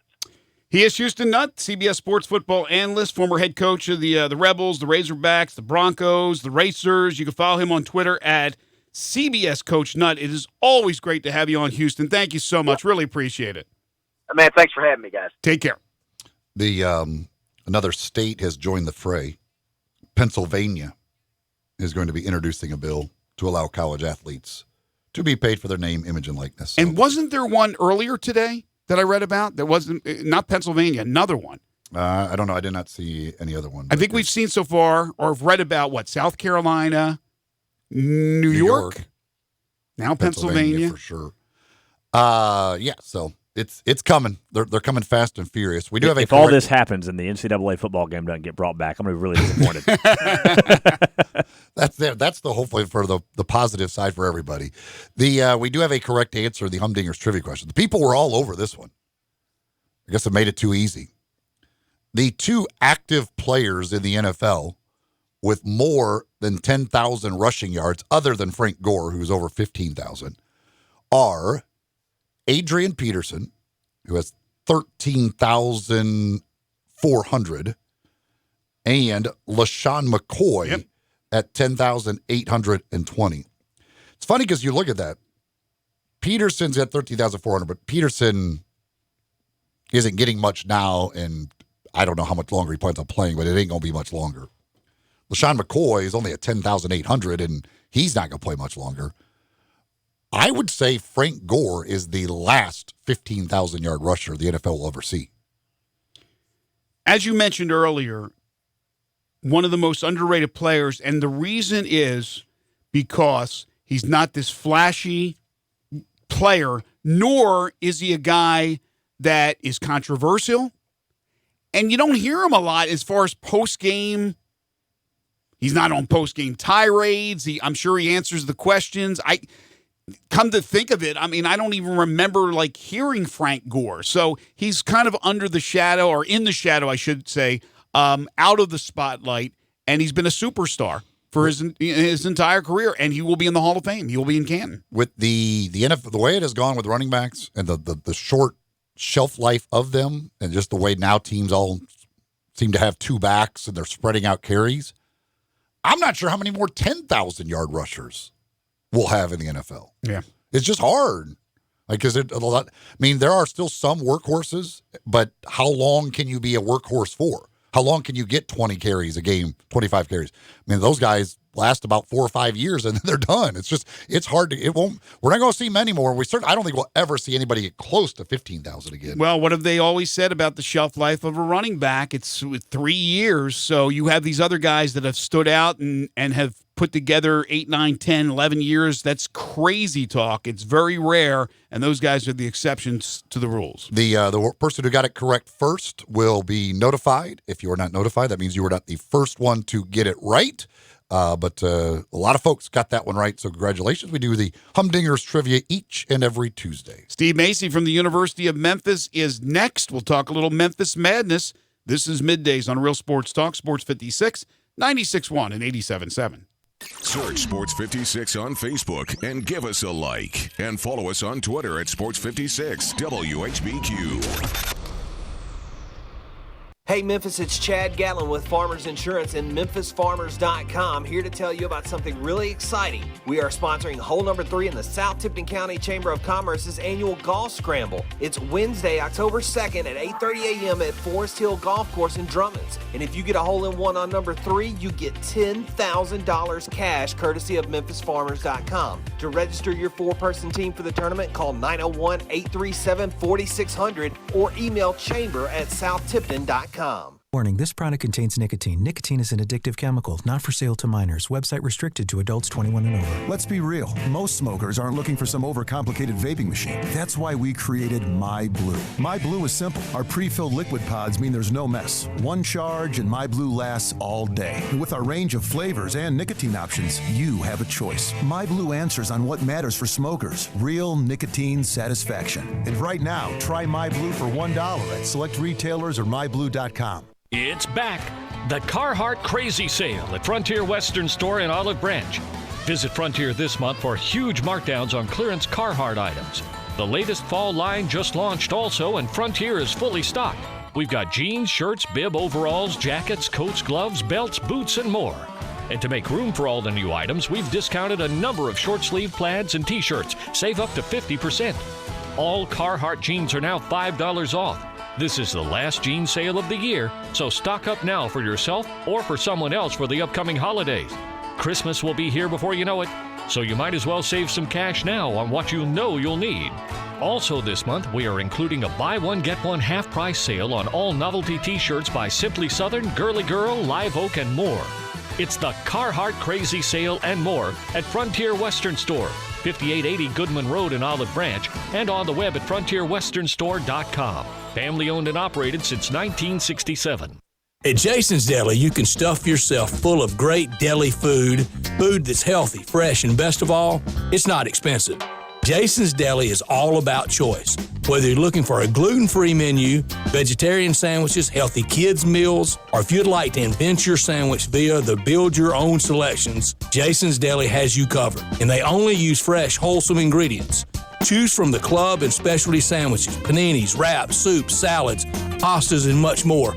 I love the cleanliness in the restaurant, the hospitality, and of course the cost. They have a huge salad bar and great soups, including Southwest chicken chili, fire-roasted tortilla, organic vegetable, tomato basil, and many, many more. And if you're planning an event, their catering department is fantastic and can handle any size party. Go check out Jason's Deli's 4 locations. On Ridgeway in the Park Place Center, that's my favorite, on Germantown Parkway in Cordova, at Poplar and Highland, and on Goodman Road in Olive Branch. Introducing Top Tracer Range, the new ball tracking and gaming system at Golf and Games Family Park. Top Tracer gathers data such as distance, carry, ball speed, and more. Compete against friends in a points game, long drive, and virtual golf at courses such as Pebble Beach and St. Andrews. Golf and Games Family Park is a great setting for group and company outings, golf lessons, or individual practice. Experience fun, friends, family, and introducing Top Tracer Range, the new ball tracking and gaming system at Golf and Games Family Park, 5484 Summer Avenue. Got something you want to get off your chest? You better have a backup plan. Want to join the conversation? Someone needs to tell him he has to grow up. Join us on the First Bank phone lines at 360-8255 or the First Bank text line at 67129. Now, back to Sports 56 Middays presented by FedEx. Here once again are Greg Gaston and Eli Savoie.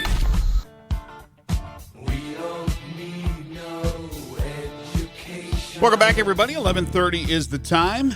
Halfway home on this Tuesday edition of Sports 56 Middays. Greg Gaston, Eli Savoie, Austin Eldridge. Coming up in hour number 3, Don Wade expected to join us for the dish. He's over at Grizzlies practice. Has written a story about Grayson Allen. We'll pick his brain about the Grizzlies. First day of two-a-days as camp has opened up.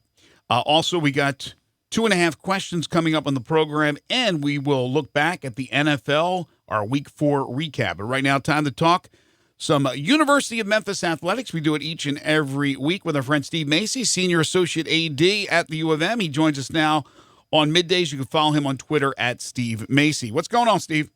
Hi, guys. Well, that reminds me of one of my favorite movies, the movie Major League, when Crash Davis is out to the mound talking to Nuke LaRouche, and there's this big conversation going on the mound, and the pitching coach comes out and he goes, "What's going on?" And they start walking through all of these things. That's what I feel. And he finally says, "We're dealing with a lot of blank here." And we're dealing with a lot of blank right now.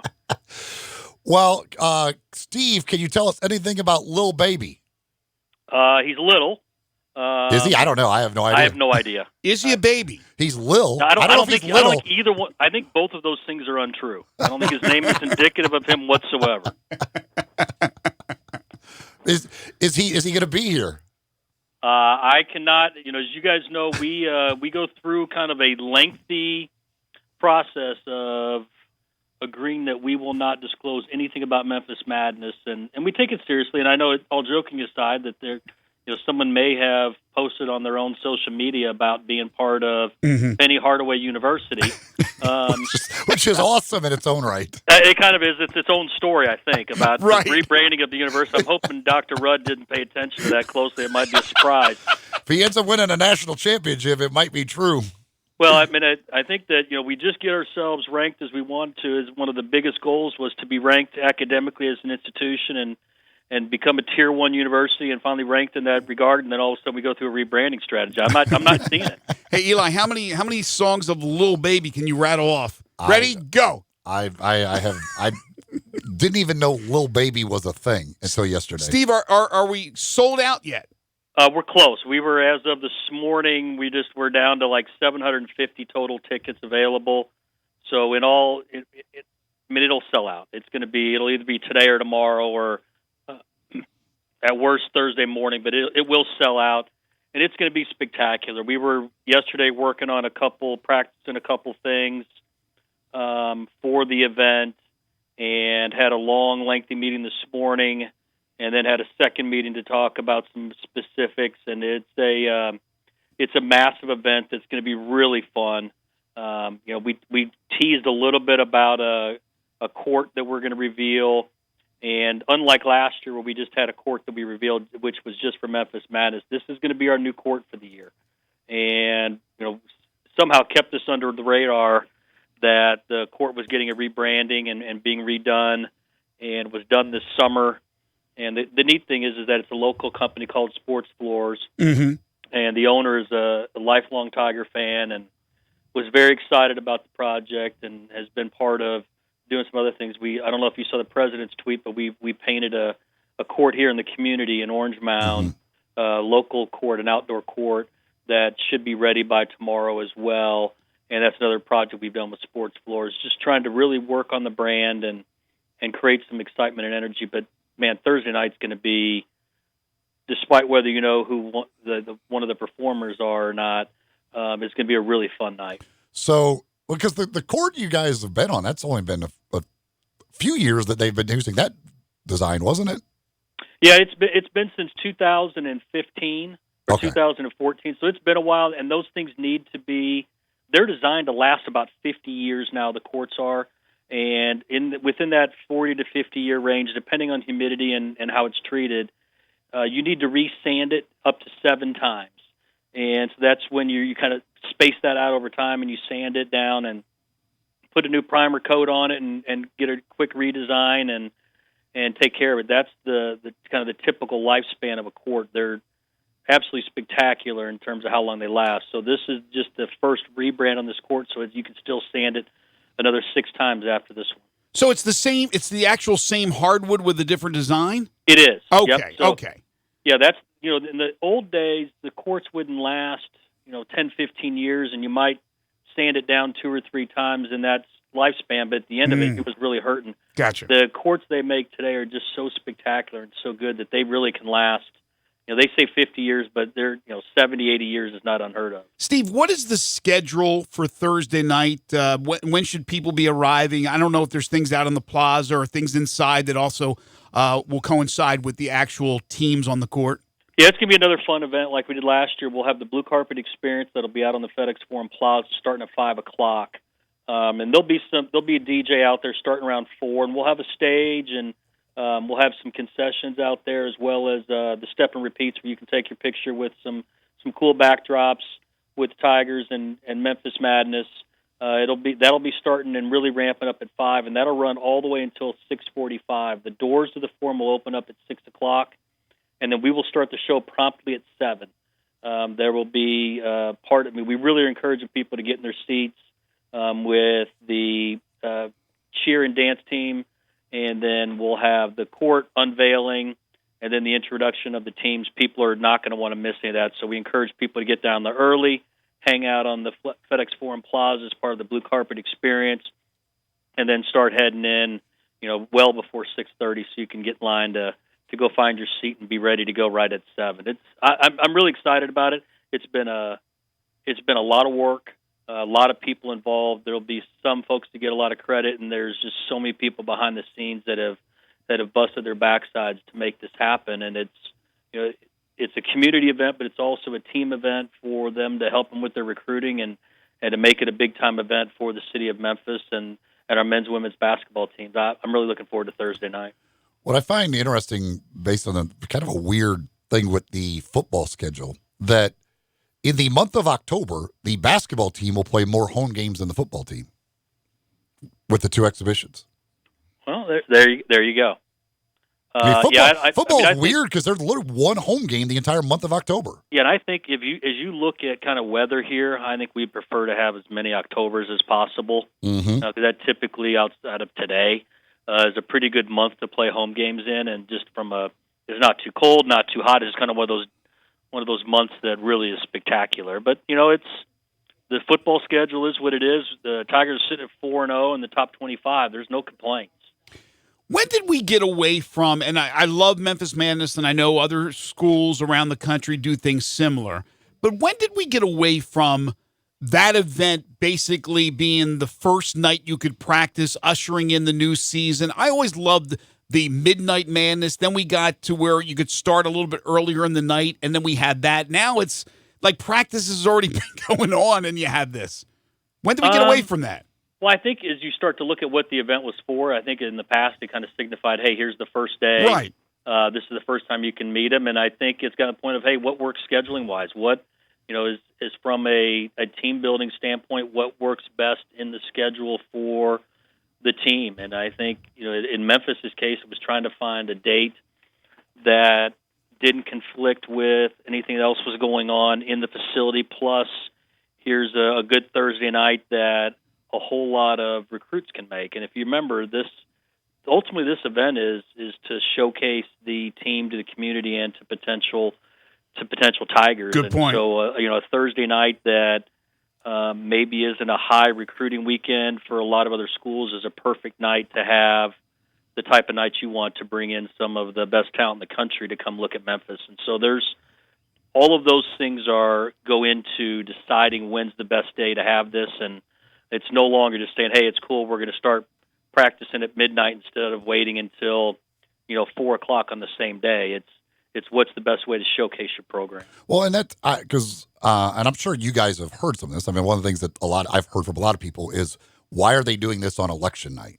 So did you guys consider that when you were planning this? How do you look at something like that? I think the election night thing is unfortunate, and tried to, there was talk of trying to have this thing earlier, but ultimately tried to do it when the polls were closing, or as close as possible. Mm-hmm. And yeah, I think it's one of those things that when you start looking at what the available dates were versus the calendar for the teams and their practice schedules, unfortunately, this was on a night that wasn't perfect in terms of the community schedule, and it, unfortunately, with a city the size of Memphis, you're going to have some crossover and some things, and yeah, you weigh all of those different elements and ultimately have to decide, okay, this is the night we're going to do it. I think if you're in a situation where you have a little more control of your own court, you have some more options available to you. But this was the best of an imperfect opportunity. All right, we got the football team ranked now by the coaches poll. Hopefully, they'll take care of business Saturday and maybe be in the AP top 25. Well, yeah, what's wrong with you media people? Oh, don't blame us. We don't have a All vote. right, sorry. I thought for sure it was just you and Eli. We don't have a vote. And here's the thing: people are getting all upset about SMU. It's like, hey, look, they're playing SMU. So Memphis. I think it's awesome.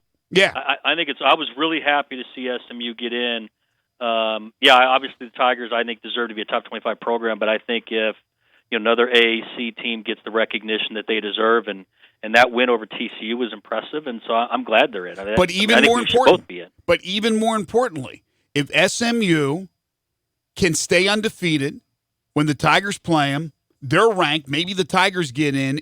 Whoever wins that game, and hopefully it'll be the Tigers, there's no reason why that team shouldn't jump Boise State, in my opinion, because it would be a better resume. You would have a top 25 win. So I think that is extremely important for the conference, but also extremely important for everybody else who's in the competition to possibly win that conference and get ranked and maybe be that New Year's 6 representative. So I think it's great that SMU's in there and that Memphis will play them. So people getting upset that they're in and Memphis isn't in yet in the top 25 of the AP poll, settle down. It'll all work itself out. It will. I think it's going to – I mean, look, the Tigers are 4-0, and they're doing it with just a stellar defensive play that even after playing Navy continues to be ranked, in several defensive categories in the top 15 in the country. And, it bodes so well for what's been built here.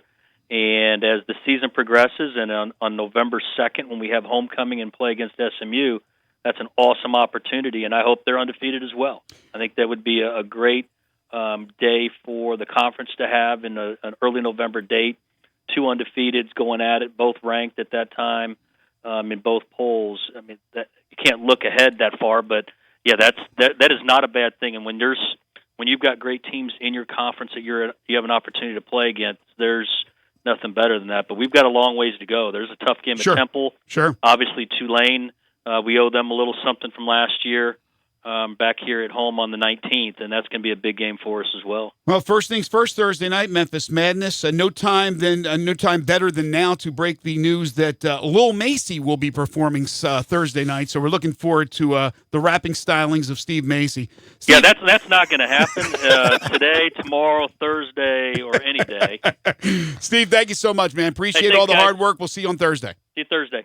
Steve Macy, Senior Associate AD at the University of Memphis. You can follow him on Twitter at Steve Macy. Pinnacle Roofing and Restoration for all your roofing and home repair needs. Call my friend Brandon McCullough at 901-438-5084 or go online to newroofmemphis.com. Locally owned and operated, a company started from scratch by Brandon, who's a graduate of Bolton High School. If you can stick with a company, folks, and whatever you do, whatever you need in life, and you can go with a company that's local, keep it in our local economy, that's great. Sometimes you want to go national. I understand that.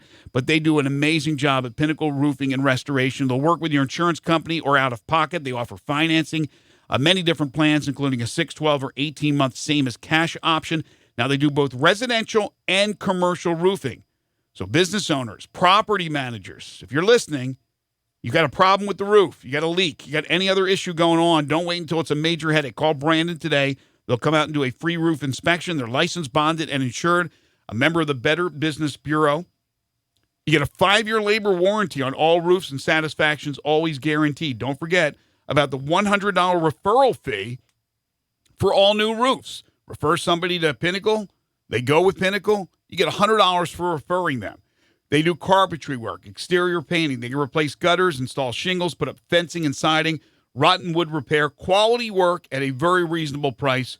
Again, all their work is guaranteed. It's Pinnacle Roofing and Restoration. Call my friend Brandon McCullough at 901-438-5084. Tell him I sent you. Or go online to find out more about the company at newroofmemphis.com. For all your roofing and home repair needs, it's Pinnacle Roofing and Restoration. Got 2.5 questions coming up next. This is Middays on Real Sports Talk, Sports 56, 96.1, and 87.7.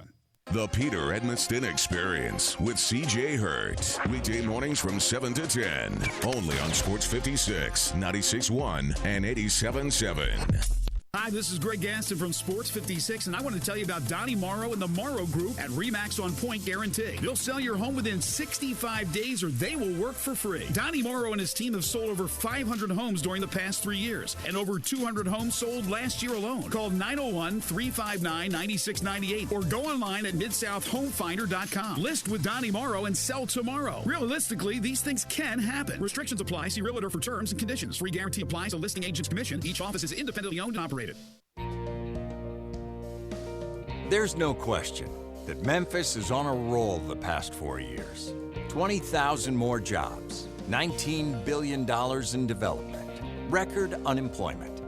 And thanks to the leadership of Mayor Jim Strickland, our police force is on the rise.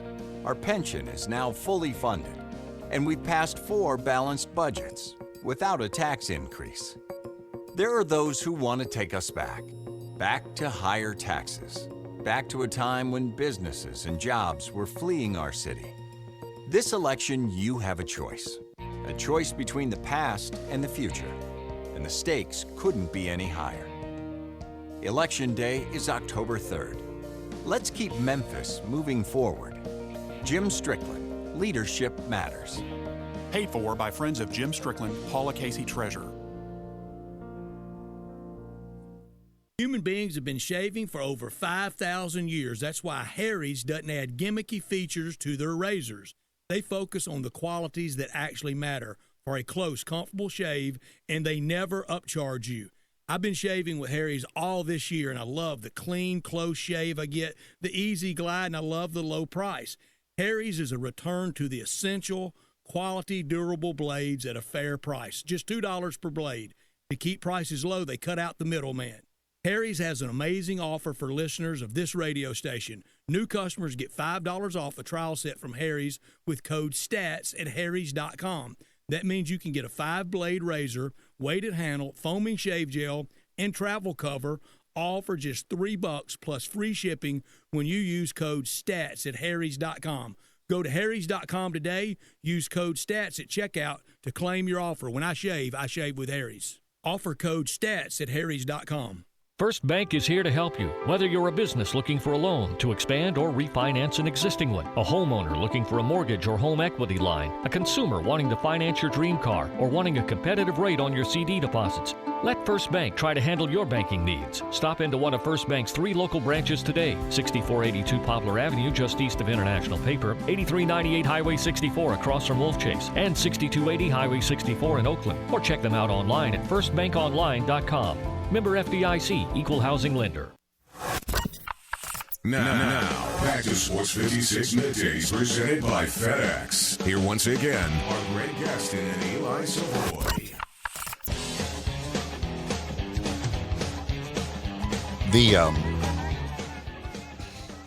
For those that have seen the story of the guy in Arkansas who escaped from prison, his second escape, he's been found on the roof of the prison. There's a lot of questions I have about that whole situation. He's up there with Red. I guess he's been gone for like 2 days. Like he's been like how first of all, is there not cameras like that would have shown a guy like him getting to the roof of the prison? And 2, like how did you not find him on the roof of the prison? And 3, what the hell was his plan? Like what, you're just gonna hang out on the roof of the prison for the rest of your life? You know what that's like? Being in prison. Like what is the purpose of living on the roof versus living in a cell if you're staying in the prison? He was probably hoping they would like call off the search eventually, and then he would try to get off the roof. But where? Like you're just still wanted to get a cold beer. You're from, still in from the prison. You people don't just get to walk out of prison when they're not looking for you. Like it's a very strange deal. I don't get like I'm going to get out of here. I'll get to the roof and then I'll hang out there for the rest of my life. I don't understand any of that stuff. All I know is prisoners escape all the freaking time. How the hell they escape from Alcatraz, for goodness sakes? I mean, just. Either you look at it, there's a will, there's a way, or you can pay off somebody enough, they will look the other way. But he didn't really escape. He was still in the prison. Yeah, I don't know about this, this moron, but talking about other people. I don't really understand this stuff. Anyway, time for 2.5 questions. Who, what, where, when, how, and why? Questions start with these. Step right up and answer all my questions, if you please. I'm just a normal kid, like you, except that I ask questions. because I'm brave enough to ask questions, I come under scrutiny. Asking all them questions. Why you asking all them questions? Now here is a question for you. What does the fuck say? Question number 1. Give me your complete predictions for the Major League Baseball playoffs. So go over every series. You don't have to give me a number of games, but who's going to win each? Starting with the wild cards, then the division series, all right, on and on. Let me start in the National League. I'll go Nats tonight to beat the Brewers, and then the Nats would play at Los Angeles to start their series. I'll take the Dodgers. Cardinals at Atlanta. Sorry, Austin, I'm taking the Braves. Then we have the Braves and the Dodgers, and I'm going to take the Dodgers. American League, Rays at the A's tomorrow. Wild card, I'm going A's. A's would play at Houston, going Houston. Minnesota at the Yankees. I'm going basically chalk here. Yankees, Houston over the Yankees. Houston and the Dodgers is what I predicted before the season started right here on the show. I'm sticking with that. Houston to beat the Dodgers in the World Series. Beat them in 6.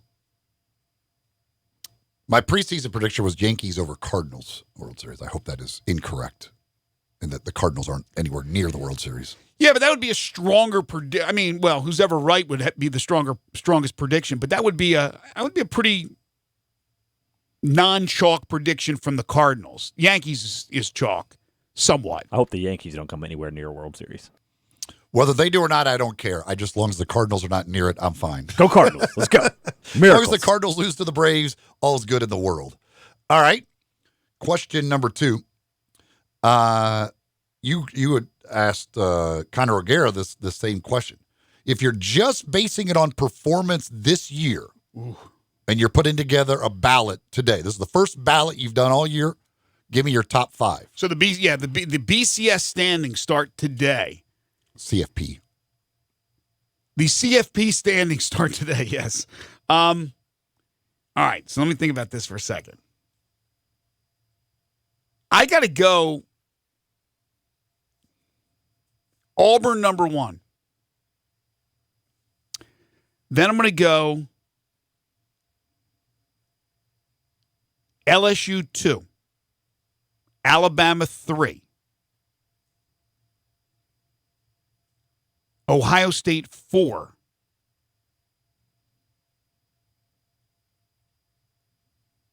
Oklahoma 5. Just out of curiosity, why Alabama over Ohio State? Well, the first game, they played a non-conference game, and it was against Duke. And I know Duke wasn't great, but I'm trying to remember who Ohio State's opener was. I got to look this up. And I'm giving them a little more credit for I'm giving them credit for the playing a Power 5 conference Florida Atlantic conference opponent. Yeah. So I'm giving them credit for that. And Duke's okay. I mean, they just throttled Virginia Tech. They're not great. So I'm giving them a little bit more credit for that. Now, obviously Ohio State went to Nebraska, but I don't think Scott Frost has. Well, the question: do you think Duke is better than Cincinnati?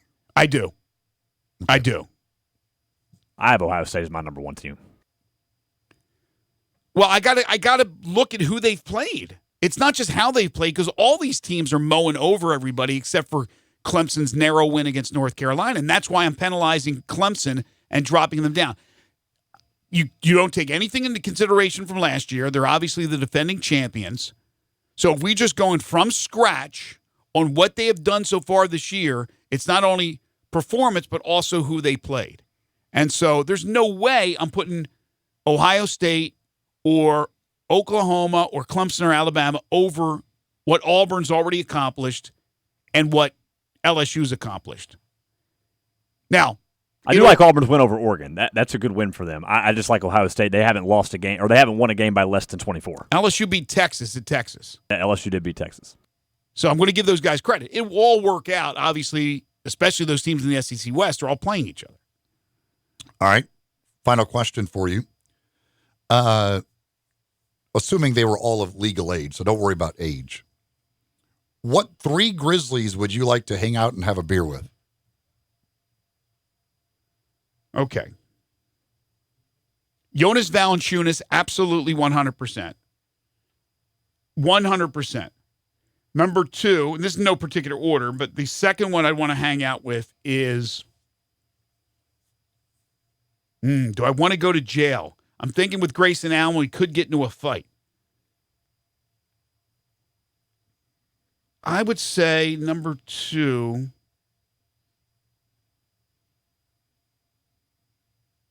Would have to be Jaren Jackson Jr. I mean, he's just, his personality is so infectious. You know you're going to have a good time. So I'm going to go with him. Now, a lot of these other guys, I have no clue what type of personalities they have and all that stuff. I've always liked Dylan Brooks. You know, where do I go crazy with somebody like Grayson Allen, which could be nutty? I don't think it's Ja yet.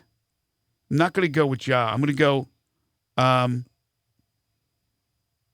see if I'm missing. I got to go Jaren Jackson Jr. He's so like infectious everywhere he goes. Oh, there's no question. I'm going Jaren Jackson Jr. I'm going Jonas Valanciunas, and I'm going to go Dylan Brooks. I've always liked Dylan. I think I might like. Wow, I can't say it. Udurich? Is that how you pronounce his last name? Oh, it's pronounced. It's not Gudurich. It's Gudurich. Gudurich, something like that. Yeah, I feel like he might be fun to talk to. Yeah, but he's hard. It's hard to talk to him because he's all right with his English. He speaks well, but he doesn't always understand the mean. Like I said something yesterday, and he had to what do you mean by that? I didn't know anything about him until yesterday, but without question, just after yesterday, Solomon Hill would be on my list. Solomon Hill was awesome. He was awesome. I think he would be. He's just a good dude. By the way, did you have any idea before we interviewed him yesterday? Maybe you did, because I don't know if Brandon Clark had already met the media when John Morant did. I'm not sure. That he had such a deep voice. That voice of Brandon Clark. I'd heard him talk before. I did not when first uttered his first word out of his mouth. I was like, wow. Wonder if this guy's got a great singing voice too. He's got a deep voice. Brandon Clark, very nice. We didn't talk to a couple of these guys just because of time, but Tyus Jones. Looking forward to talking to him. We didn't get Jay Crowder. Again, because we ran out of time. But everything I've read about Jay Crowder is that he is all in on this young team to be a part of the rebuild here in Memphis. We're going to talk more Grizzlies. We're going to talk about Grayson Allen. He's not here for more than a year. Well, yeah, it all depends on whether trades happen and expiring contracts and all that good stuff. But we're going to talk more Grizzlies.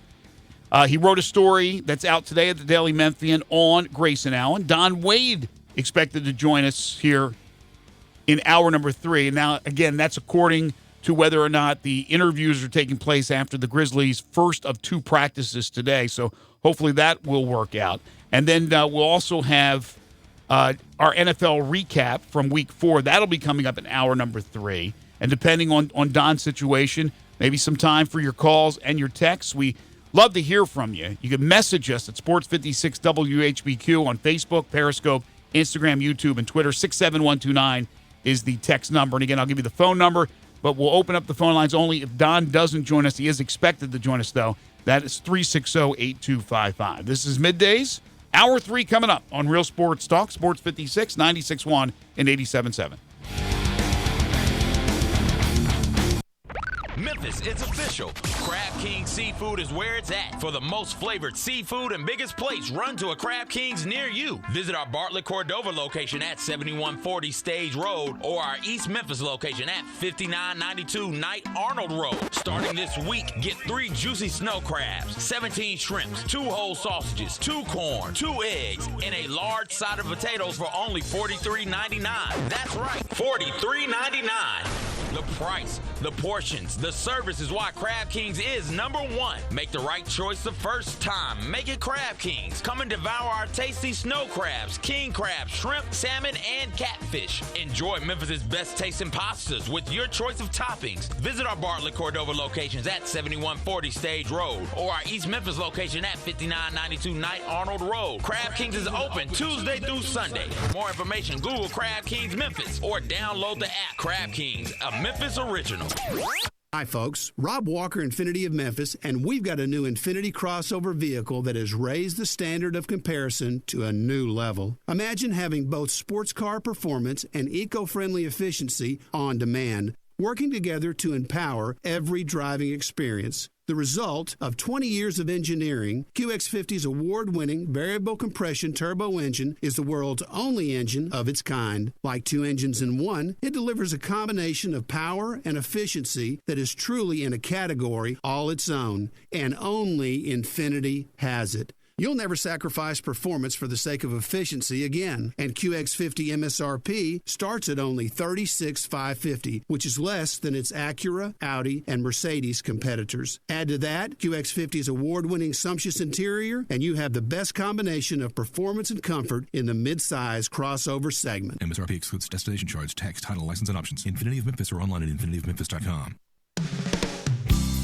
DeSoto Auto Sales specializes in late model cars with low mileage. They have the highest standards in the car industry. All of their cars are test-driven, checked out from head to toe, unlimited inventory, every make and model. And if it's not on the lot, they'll find it for you. Walk in the door of DeSoto Auto Sales, 5704 Goodman Road. Within 45 minutes, you can test your car, get credit approval, and finish paperwork within an hour. No shortcuts at DeSoto Auto Sales. Kind, courteous employees, a down-home environment. DeSoto Auto Sales cares about your time. Lowest prices in a 350-mile radius. We're living in a world today where time does matter. Visit them online. Check out their referrals. DeSotoAutosales.com. Very proud to serve DeSoto County and other surrounding areas. DeSoto Auto Sales, 5704 Goodman Road. Call 662-890-7184. 662-890-7184. Come on down to DeSoto Auto Sales. The Vault on G.E. Patterson in South Main downtown has all your game day needs with 30 TVs. If your game is not on one of the 20 big screens, then sit in a booth with your own remote. The Vault has game day specials on pitchers, buckets of beer, and great food, which is the best thing about the Vault. This is not your normal sports bar. Chef Dirk Meitzler from On Tour and Cafe 621 has all his favorites like Chicken Newport and his new lobster enchilada. Open for lunch and dinner every day with lunch specials for $12 weekdays with a drink. The Vault on G.E. Patterson in South Main, your downtown place to eat, drink, and watch the game. We are Sports 56 WHBQ Memphis, WIVG-FM Tunica Memphis, and WPG-FLP Memphis, Flynn Broadcasting Stations. Now, back to Sports 56 Middays presented by FedEx. Here once again are Greg Gaston and Eli Savoie.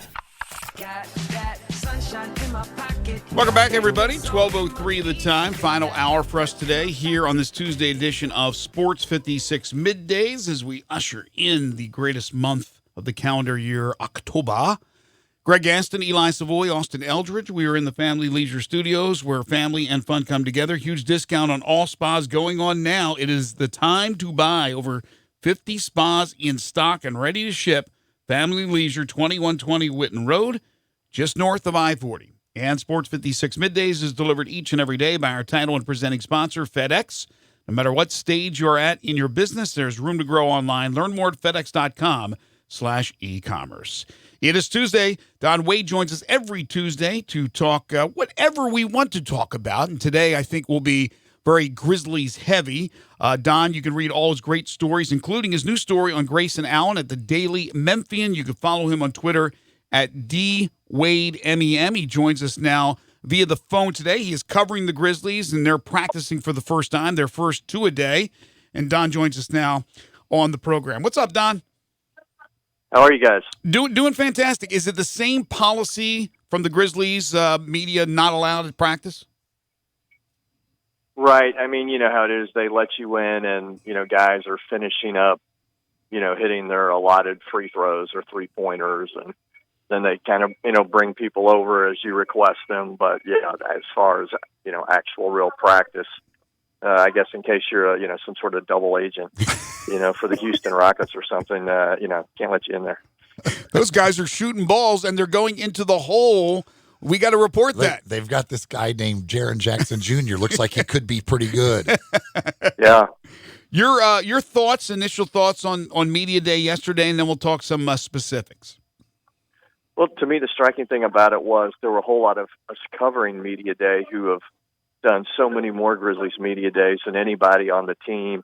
or in the front office or the coaching staff, right? Right. You know, we're the grizzled veterans in this case. Good thing none of us will be out on the court. But, you know, media days are what they are. It's like spring training in baseball. You know, everybody's got a clean slate. Nobody's had any adversity yet. You haven't lost the game. You haven't even, you know, fallen behind in the first quarter. So everybody was positive, and, you know, there wasn't much talk about specific goals for the team. In other words, you know, it's not like the old days when, you know, we think we can make the playoffs and hope to make a deep run, blah, blah, blah. Right. The word playoffs was not part of the conversation, and no one expected that it would be. You wrote a story about Grayson Allen, kind of, I guess, tracking back to his days as a guy you don't like on the other team. I guess started back in fourth grade with a thing you talked about. But what were your impressions of Grayson? You know, it's the short answer to that would be is I found him pretty likable, pretty down to earth. He wasn't really what I expected. Now, that's, you know, doing 15 to 20 minutes of questions with the media in a somewhat controlled setting, but he was really pretty open, I thought. And in the column, I start the story with a story he told about when he was in fourth grade and standing on the free throw line, and some lady in the stands is, you know, yelling at him to miss it, telling him he's not going to make it. And after he made the free throws, he turned and made a face at her. And, you know, everyone was, you know, embarrassed and outraged that he did that. Coach yanked him out of the game. His parents were embarrassed. And he told that story when I asked him the question, you know, has, you know, these emotional moments on the court always been there for you? And he said, absolutely. And then he told that story and said that all of that was actually worse when he was young, that it, you know, believe it or not, it has gotten better over time. The difference, of course, is when you play for Duke and when you play in NBA Summer League, there are cameras, and anything you do is recorded forever. So I do think he is that player that if he's on your team and he's playing hard, and by all accounts he's always played hard, nobody's ever accused him of not doing that, and if he can find the shooting stroke he had at Duke and prove athletic enough to stay on the floor for some sustained minutes, he does kind of fit what Grizzly fans like. I mean, you know, Zach Randolph obviously came here with baggage too, right?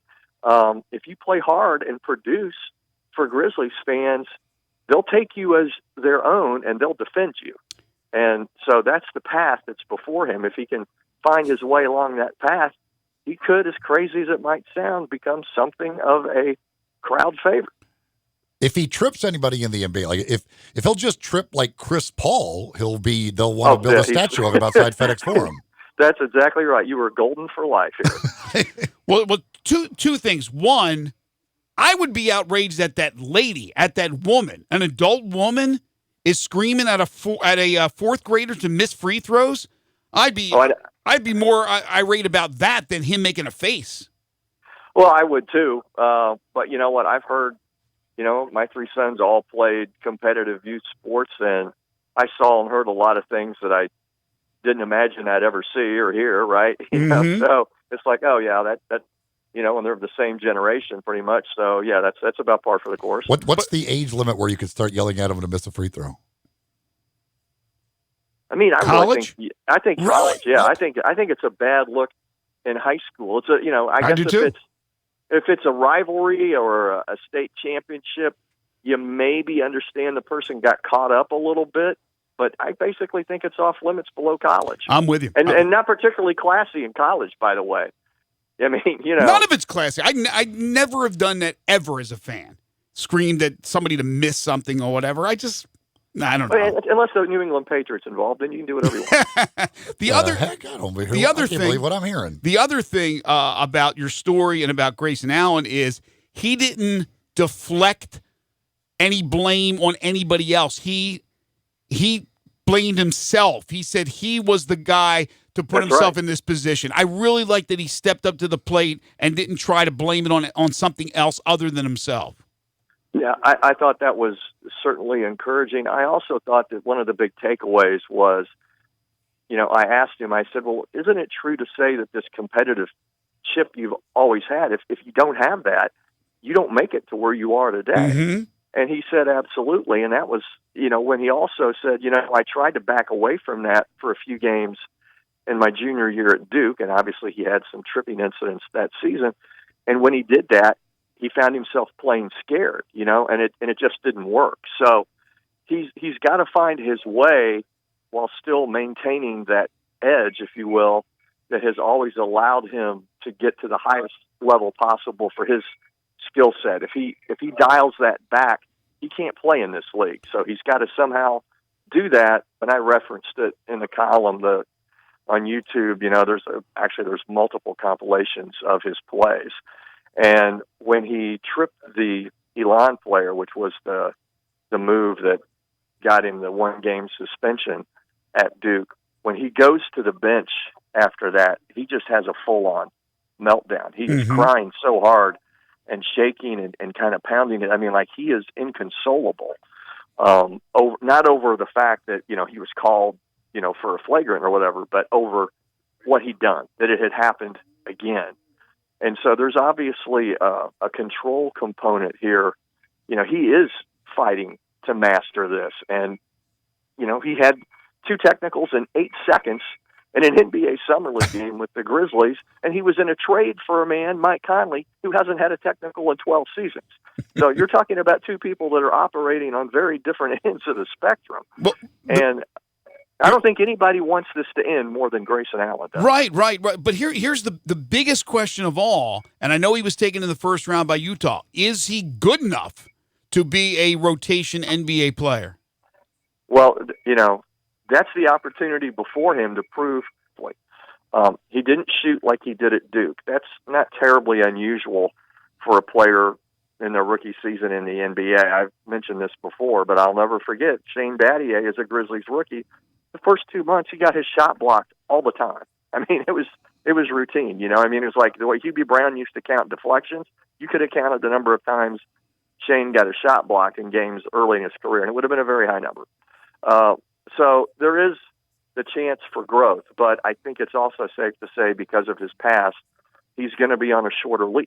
He has to be. Somebody texted in, they said he can't, Grayson Allen can't guard a scarecrow. He'll be a liability while on the court. So yes, defense certainly is a big question with him. But as we know, if he knocks down threes, there's a place for him in the NBA. Right. Well, I mean, I think people have the same questions about Marco, right? Oh, sure. Yeah. I mean, right. He's regarded, for having, a greater shooting prowess than what Grayson Allen has. But I think there were major questions about, is he going to be able to defend at this level? So to your point, if one of those 2 guys is lighting it up from 3-point range and you feel you can live with him on defense, and the other guy is shooting 30% from 3-point range and is not a lot better than the other guy defensively, then, I don't see how that guy survives. Grayson Allen in the limited time last year with the Jazz shot only 32% from 3-point range. When he was in the G League, he shot over 40% from 3-point range. Well, we were talking about this earlier, Don, and just briefly, but from a rotation standpoint, early in this season, there looks like there's going to be some opportunities with the wings, and Grayson Allen is a wing player because you have Kyle Anderson, who is still not healthy. So if you take him out of the mix early on, if you start Jay Crowder at the 3 and Dylan Brooks at the 2, there is not much depth after that. So you're looking at Guderick, you're looking at possibly, if he's on the team, Solomon Hill and Grayson Allen. So I think there might be some opportunities there early on while you have Kyle Anderson out and you're trying to figure out what Josh Jackson is, although he's not a wing, he's more of a 4. But right. I think the opportunity is there for him to step up. Sure. I mean, Taylor Jenkins has said that at least early on he's going to have a 10-man rotation. And, you're talking about somebody having to play, at least 15 minutes a night? So what can you do in that time? Can you be efficient? Can you hit 1 of 2 from 3-point range, or sometimes 2 of 3, 2 of 4, and not get burned on defense? Pick up a couple assists, scrap your way to, 2 or 3 rebounds. all of those things are going to matter. And so, yeah, I do think there is an opportunity there. I just don't think that window is going to be open indefinitely. You better do something with it pretty quick. What did you think of what their answer was? And we were doing our show. We didn't have a chance to listen to Zach Kleiman, but what their answer was to, I guess, the questions about Josh Jackson and why they decided to do with him what they are going to do and start him in South Haven. Yeah, well, you've heard Zach Kleiman enough to know that he is very lawyer-esque when he answers all questions, right? So he didn't offer much in the way of specifics, but what was clear kind of reading between the lines was that they probably said, look, if you want to be here and have a chance, this is the way you do it. This was not a Chandler Parsons situation where he could say, no, I'm not going to South Haven. So, credit to him for realizing that, there is opportunity here. All these players that we just talked about, Josh Jackson may well be a better option than them if he can keep it together off the court. He put up decent numbers, but he's got to keep it together. So he seems, at least for now, to be completely on board with doing it this way. If they don't make a move with Iguodala before the start of the regular season or with Josh Jackson, who do you think will be the guys that are the odd men out? Who goes? No, I think the injuries maybe buy some people some time, right? But I think we've thought for some time that Ivan Rabb was in kind of a dangerous situation. Bruno's contract's not fully guaranteed, I don't think. So those are a couple of guys that are certainly in precarious situations. And you've got other people on the training camp roster that, that were never expected to make the team and won't. Yeah, those but are as far as 10 guys. Yeah, but as far as those guys that are definitely in the mix, those are two that I think, are certainly vulnerable. But you know what? If somebody comes to them with a good trade offer, certainly they're going to be willing to move a Miles Plumlee or a Solomon Hill if they can get anything. It's harder with somebody like a Jay Crowder because, he's, I think, really shown himself to have some value on the court, but also in the locker room. To me, out of everybody I heard who figures to play a substantial amount, he's kind of your designated leader mentor until somebody else steps up and shows they can fulfill that role. And seems like he wants to embrace it according to everything that he said yesterday. Yeah.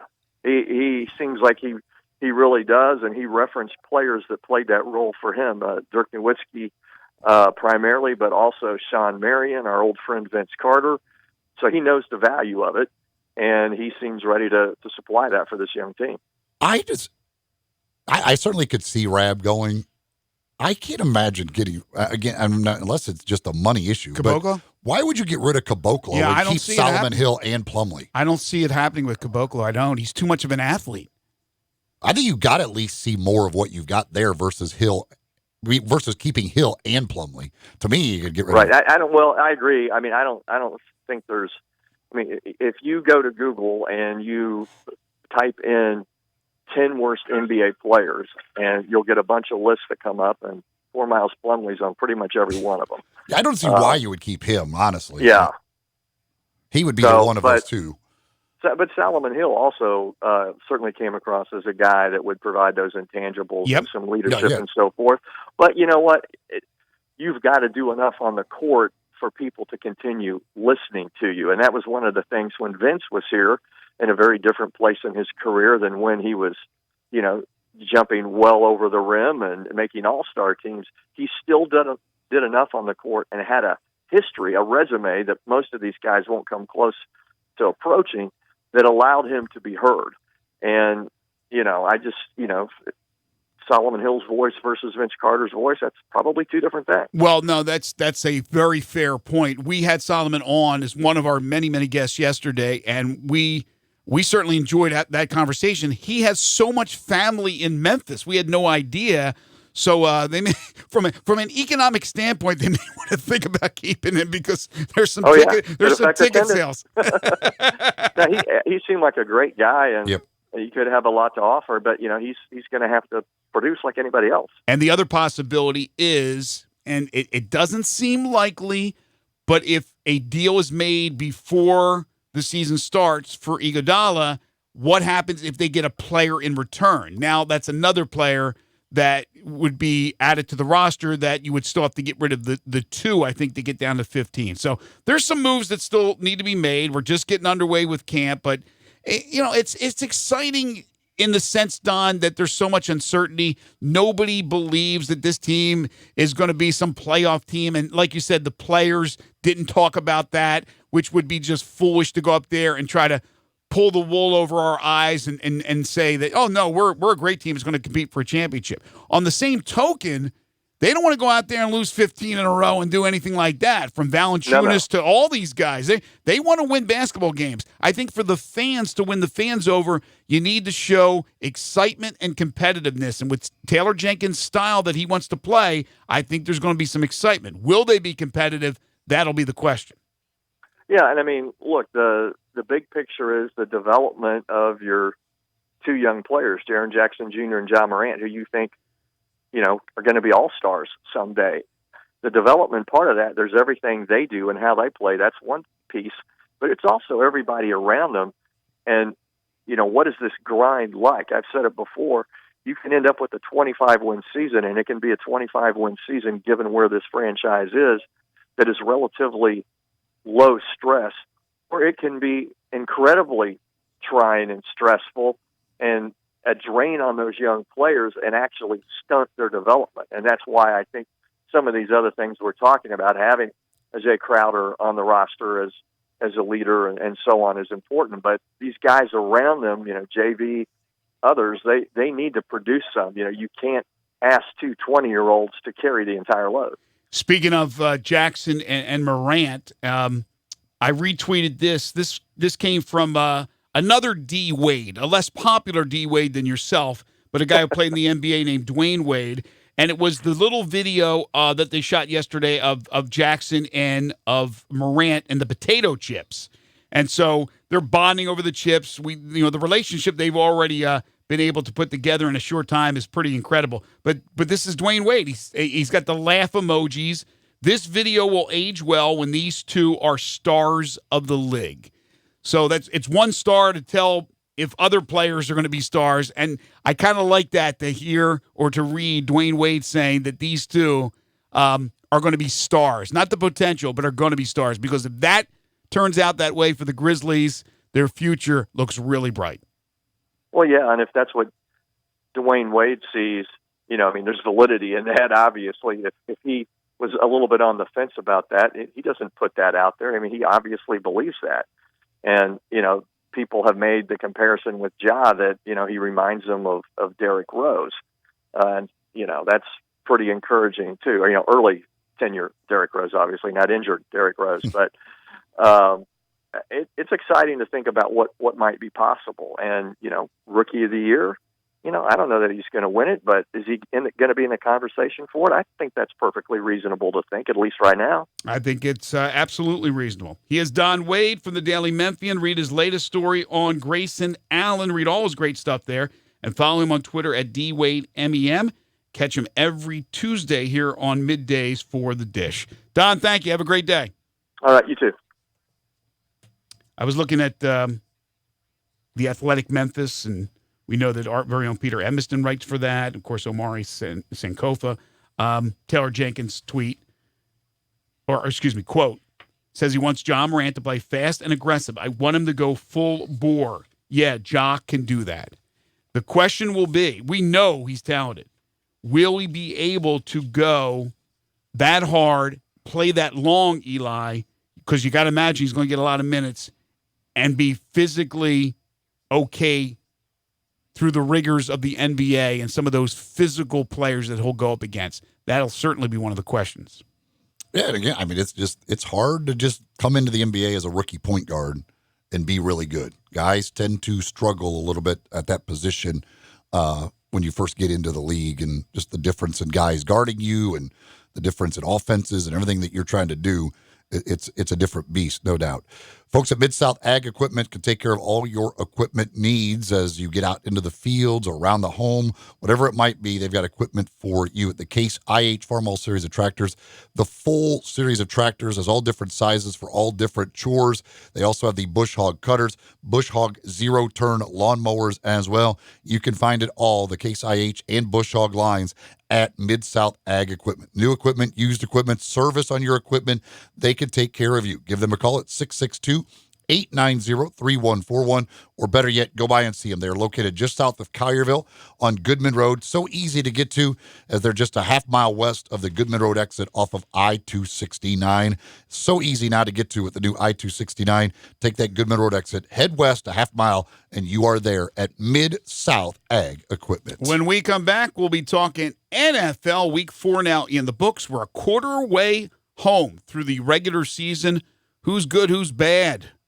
We'll talk about it when we return. This is Middays on Real Sports Talk, Sports 56, 96.1 and 87.7. Sports 56 now has 2 FM homes. You can now find Real Sports Talk on 96.1 as well as 87.7 on your FM dial. For the best lineup of quality, fuel-efficient, and fun-to-drive vehicles, get to Wolf Chase Honda and Wolf Chase Nissan. Over 1,000 new certified and pre-owned vehicles in one great location. Catch the savings now during our huge model year-end sales event. Score an amazing deal at Wolf Chase Honda and Wolf Chase Nissan and get to the game in style at Germantown Road and Highway 64. Family-owned since 1981. It's car buying time now during Wolf Chase Nissan's Summer Savings Event. More cars, better offers, and bigger savings than ever before. Model year-end savings on every new 2019 Nissan in stock. Financing as low as 0% up to 60 months on select models for qualified buyers with approved credit through NMAC. Hurry in for exciting summer savings. And remember, if your car says Wolf Chase Nissan, you got the best deal. WolfChaseNissan.com. There's no question that Memphis is on a roll the past 4 years. 20,000 more jobs, $19 billion in development, record unemployment. And thanks to the leadership of Mayor Jim Strickland, our police force is on the rise. Our pension is now fully funded, and we've passed 4 balanced budgets without a tax increase. There are those who want to take us back to higher taxes. Back to a time when businesses and jobs were fleeing our city. This election, you have a choice between the past and the future, and the stakes couldn't be any higher. Election Day is October 3rd. Let's keep Memphis moving forward. Jim Strickland, Leadership Matters. Paid for by friends of Jim Strickland, Paula Casey Treasurer.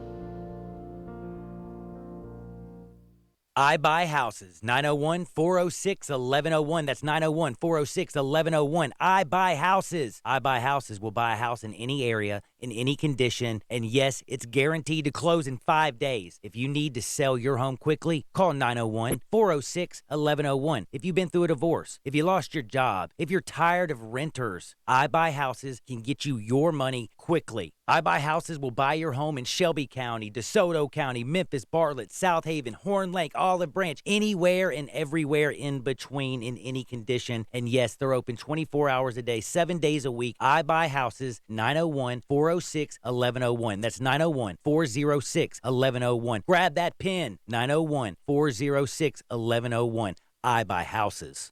Hi, I'm Jay Farner, CEO of Quicken Loans. 30% of Americans who are planning home improvements of $5,000 or more will pay for those renovations with a high-interest credit card. That may not be a great idea. A better idea may be to take cash out of your home with a Quicken Loans 30-year fixed-rate mortgage. The rate today on our 30-year fixed-rate mortgage is 3.99%, APR 4.08%. Call us today at 800-QUICKEN or go to rocketmortgage.com. Rate subject to change. Pay 1.25% fee to receive this discounted rate. Call for cost information and conditions. Equal housing lender. License in all 50 states. NMLS number 3030. Got something you want to get off your chest? You better have a backup plan. Want to join the conversation? Someone needs to tell him he has to grow up. Join us on the First Bank phone lines at 360-8255 or the First Bank text line at 67129. Now, back to Sports 56 Middays presented by FedEx. Here once again are Greg Gaston and Eli Savoie. We're caught in a trap. I can't walk out. Welcome back, everybody. 12:31 the time. Great. Elvis singing about the prisoner in Arkansas, apparently. He's caught on a roof. He can't walk out. He's on a roof, but that's as far as he could get for 2 days. Here's how bad it is for Miami Dolphins fans. Their team is horrible. They're 0-4. And now for those who still actually go to the games, God bless them, they've been charged a little bit high charge, I think, for the beers they got. It's a story right now that's out.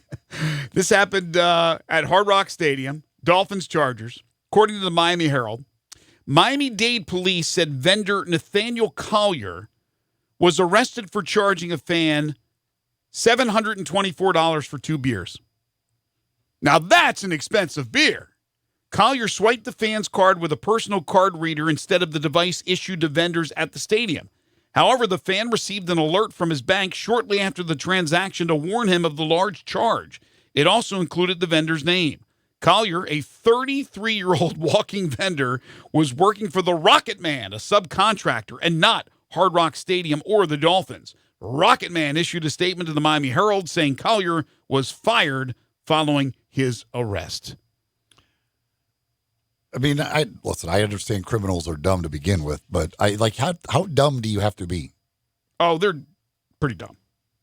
The swipe thing, your name comes up when you swipe it.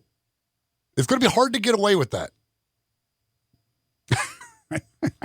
I don't know their thought process. If you've got a personal criminals aren't card known reader, for being too smart. If you have a personal card reader that your name comes up as the charge, going to be really hard to get away with sneaking in a $724 charge on somebody. But who knew that there could be vendors that are independent vendors within the stadium that have different mechanisms to charge your credit card?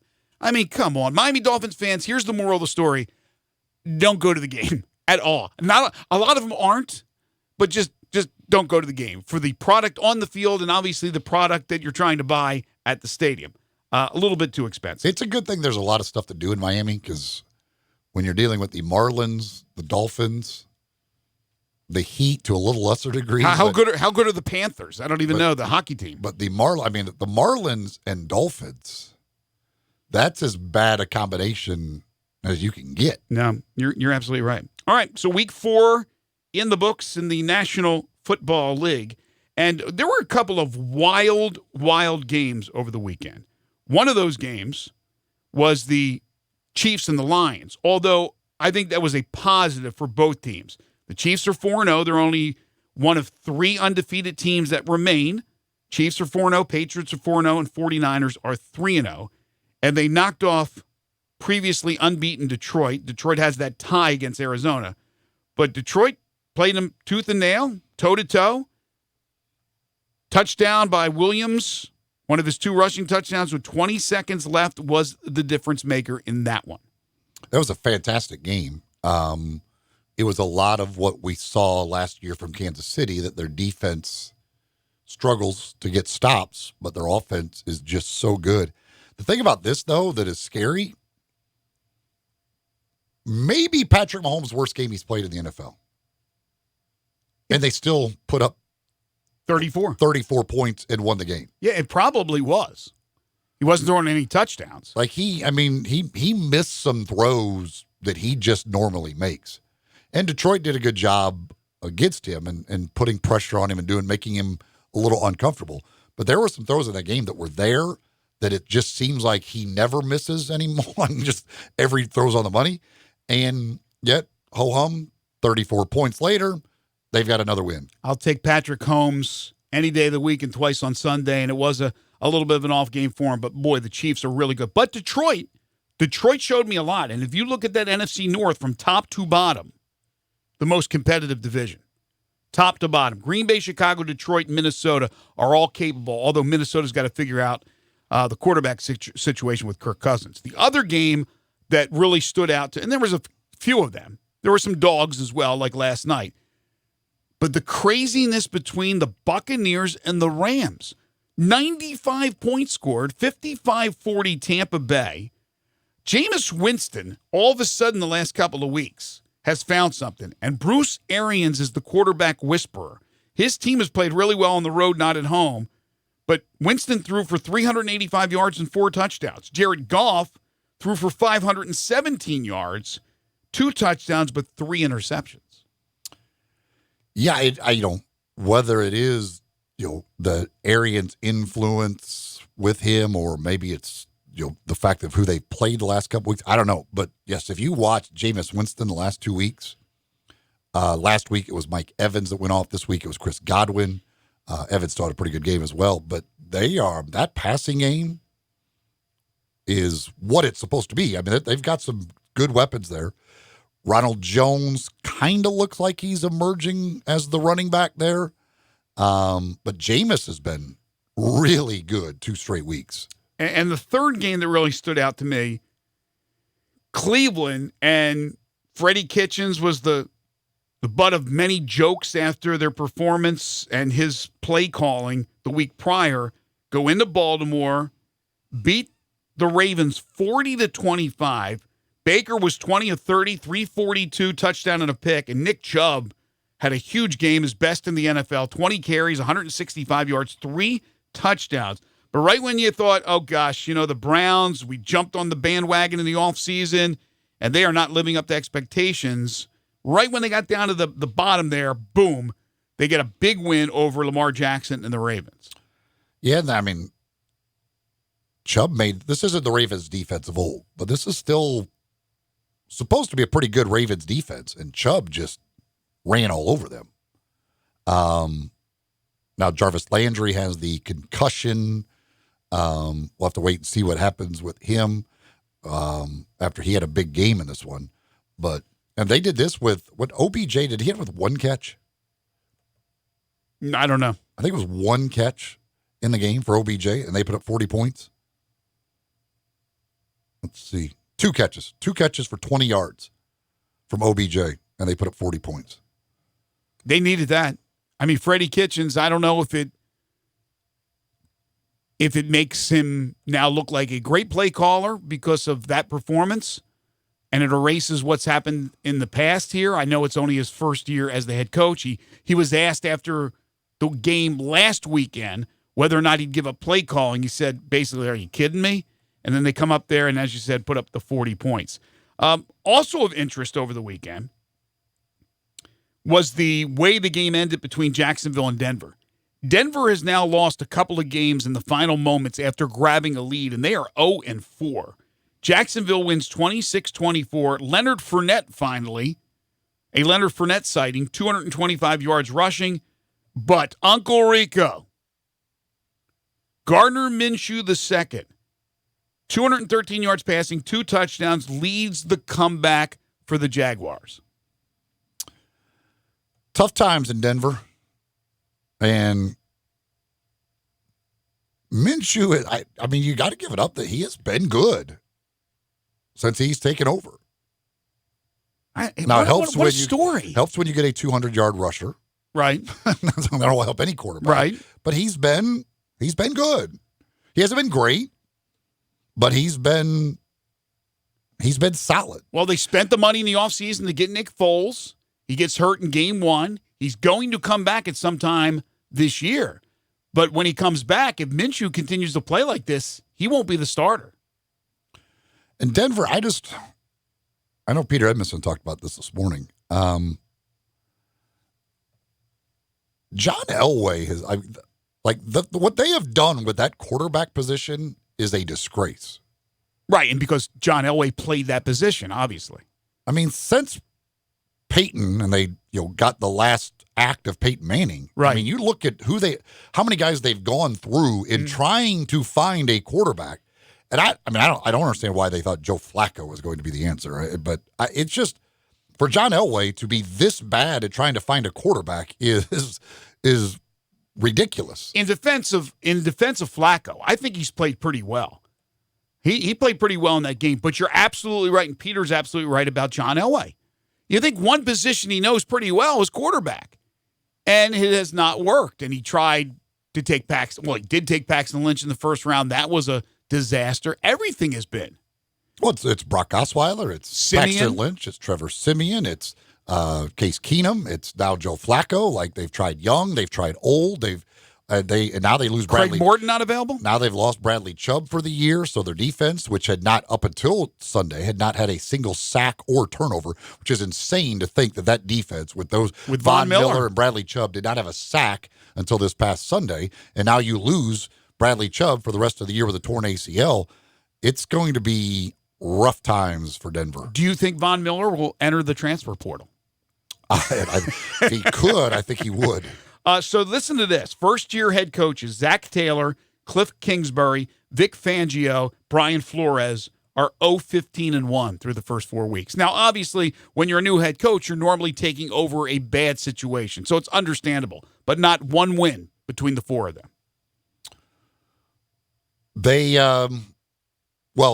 Brian Flores was like, he had no chance. Like, that was a given. He was not going to win any games. He very well could go 0-16. The other guys, certainly bad situations. None of them as bad as Miami. No. He gets the biggest pass for sure. And with Fangio, he's had some bad luck. They could easily have a couple of wins. They're not a great team, but they could easily have a couple of wins. But Miami is just putrid. I mean, they're so bad. Titans got a nice win. They beat the Falcons 24-10. Marcus Mariota, very good game. 3 touchdown passes, 2 to A.J. Brown, the rookie from Ole Miss. Yeah, their passing game looked. Corey Davis, a big game. A.J. Brown, a big game. They got those wide receivers involved, and Mariota looked really, really good in that game. And then the defense was fantastic against us, which is still a good Atlanta offense, and that defense holding them to 10 points, that's a nice performance. Buffalo hung in there with New England. Their defense played well. They could only muster 10 points against the Pats. The Pats had 4 interceptions, but Tom Brady was not good, and they got a touchdown, the Patriots did, off a blocked punt. But the Bills gave him a nice little run, and they still have some issues with Josh Allen, who threw the 3 picks and wants to seemingly run before he throws the ball. But Detroit showed me in the loss to Kansas City that they're actually really good. Buffalo, I still don't know, but the fact that they hung in there with the Patriots, I guess, is a good sign for Bills fans. Yeah, I mean, they've got to figure something out offensively. I mean, it's just there's not a whole lot. Again, we've talked about Frank Gore and what a career he's had. If Frank Gore is your lead back here in 2019, that's probably not a good thing. And with the injury to Devin Singletary, that is the case for them. But they kept getting the ball. Their defense was unbelievable. They got the ball, I think, at least 3 times, maybe 4 times there in the fourth quarter where they had a chance to go take the lead. You're down 6 points, and your defense keeps getting a stop, gets the ball back. Offense can't do anything. Defense gets a stop, gets the ball back for you. Offense can't do anything. And just over and over and over again, it's just, I mean, you look at the receivers on that team, you look at where you got Frank Gore as your run. I mean, listen, Cole Beasley's a nice little player, but like, if you're just counting on Cole Beasley to be a big part of your offense, that's not good. Yeah, but both defenses really stepped up. Before we take the break, a couple of more real quick. You had the game between the Redskins and the Giants, which went the way pretty much we all thought. Dwayne Haskins, though, did get into the game. Case Keenum was bad, but Dwayne Haskins was, I don't think he's ready for the NFL just yet. 3 picks in relief. Daniel Jones, in the meantime, he did throw 2 interceptions, only 1 touchdown pass, but he was 23 of 31 for 225, and he's now 2-0 as a starter. And we talked about this last week when I was talking about fantasy football, and I said I'd kind of want to pick up Case Keenum because he's going against the Giants defense, but if he throws an early pick, he'll get pulled. Right, we were both saying that. If you're going to pull Case Keenum that quickly, why not just start Dwayne Haskins? What was the purpose of starting Keenum? Right. Jay Gruden's going to get fired. I thought maybe it was going to be after that game, but I don't understand. Like, if 1 interception was going to be it, like you were going to go to Dwayne Haskins, just go to Dwayne Haskins and let him prepare all week to be your starting quarterback against a terrible pass defense. Like, why throw him out there now? That doesn't make sense to me why in that situation you don't just start him. Well, it's kind of like with Rutgers. If you're going to fire your coach 4 games in, why didn't you fire him after last season? Because you knew what was coming up. You knew the schedule. You knew that Rutgers was still a ways away. I don't know. I don't know why they did that. But we thought it might happen. If Case Keenum plays great and you beat the Giants, okay. Like, what does that get you? You're still not going anywhere. You're a terrible team. Right. You just let the kid play or let the veteran play because you're trying to protect the kid, but don't just, you threw an interception, now let's go to him. Saints without Drew Brees beat your Cowboys 12-10 in a game of field goals, basically. One touchdown. Yeah, the Cowboys had the only touchdown. Everybody's telling me how great the Cowboys are. I kept saying, listen, they've played probably the three worst teams in the league. And you could say the Giants are better now. Now they made the quarterback change. Maybe they are a little bit better. But, I mean, the three wins, the three defenses they win against were the Giants, the Redskins, and the Dolphins. I want to see them against a real team. And against the Saints, it didn't look that good. Now they got Green Bay. We'll see. We'll see where it's going. But everybody was freaking out. And listen, it was great to see them go crazy against bad teams. But I said, man, those three teams are terrible that they've played against. 6 winless teams through 4 weeks, including Arizona, which has a tie. 3 unbeaten teams, including the 49ers, which are 3-0. They and the Jets had byes this past week. They joined the Patriots and the Chiefs, who are 4-0. We will take a break. We'll come back and put a wrap on this Tuesday edition of Middays on Real Sports Talk, Sports 56, 96.1 and 87.7. Listen online anywhere, anytime at sports56whbq.com. I love fall. The landscape is so beautiful at Town Village Audubon Park. Nestled in the heart of East Memphis, located corner of Park and Cherry, is a beautiful residential neighborhood. Looking for a great place to retire, but you still have a very active lifestyle? Then visit Town Village. Only requirements that you're 55 plus. Prices per month starting at $2,300. Gourmet Chef Drew invites you to visit our restaurant and bistro. Package includes 3 complimentary meals per day, maid service, free local transportation, daily check-in, monthly coffee club, themed dinner parties, lots of fun. Visit us and call Daniel at Town Village Audubon Park at 901-374-7342. There's no place like home. Town Village Audubon Park. For over 8 decades, America's farmers have counted on the Little Red Tractor from Case IH, the Farm All, to help them make short work of their demanding chores. Well, Mid-South Ag Equipment can show you they aren't just for farms anymore. With horsepower ranging from 30 to 105, plus an army of attachments, these tractors can tackle every chore on your to-do list. Call 662-890-3141 or stop in today to find a Case IH Farm All that's right for you. This is what Flo from Progressive sounds like in one of our many hilarious commercials. Hi, did you know that you can get a quote on your motorcycle insurance in under 3 minutes at Progressive.com? And did you know that saying hi makes even bad news sound good? Hi, you have high cholesterol. Hi, you're fired. And this is what that same commercial sounds like on your motorcycle. Hi, there's no more cake. Yeah, even our commercials sound better on a bike. And with basic policy starting at $75 a year, Progressive helps keep you on yours. Quote today at Progressive.com. Progressive Casualty Insurance Company and affiliates. Annual premium for basic liability policy not available in all states. Step up your wings game at East Coast Wings and Grill. With 60 wing flavors and 7 heat indexes, do you have what it takes to turn the heat on your wings up to insanity? East Coast Wings and Grill is family friendly with a large variety menu to satisfy the whole bunch. Sign up today for their loyalty program and taste the rewards. For every $1 you spend, you collect a point. Earn 100 points and receive a $5 reward. Next to Lowe's off Highway 64 in Bartlett, come try America's best wings at East Coast Wings and Grill.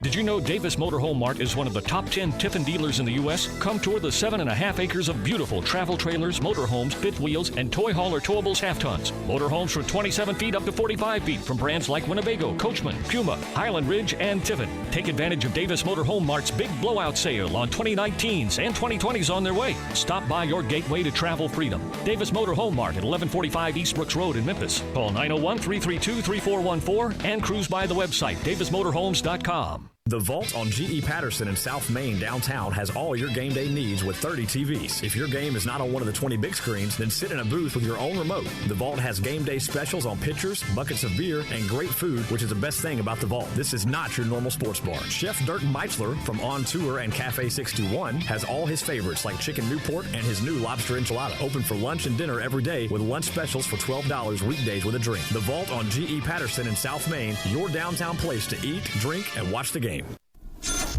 Now, back to Sports 56 Middays presented by FedEx. Here once again are Greg Gaston and Eli Savoie. Let's do it. Richard Sherman, former star at Seattle with the Seahawks, now, of course, with the 49ers. He played at Stanford.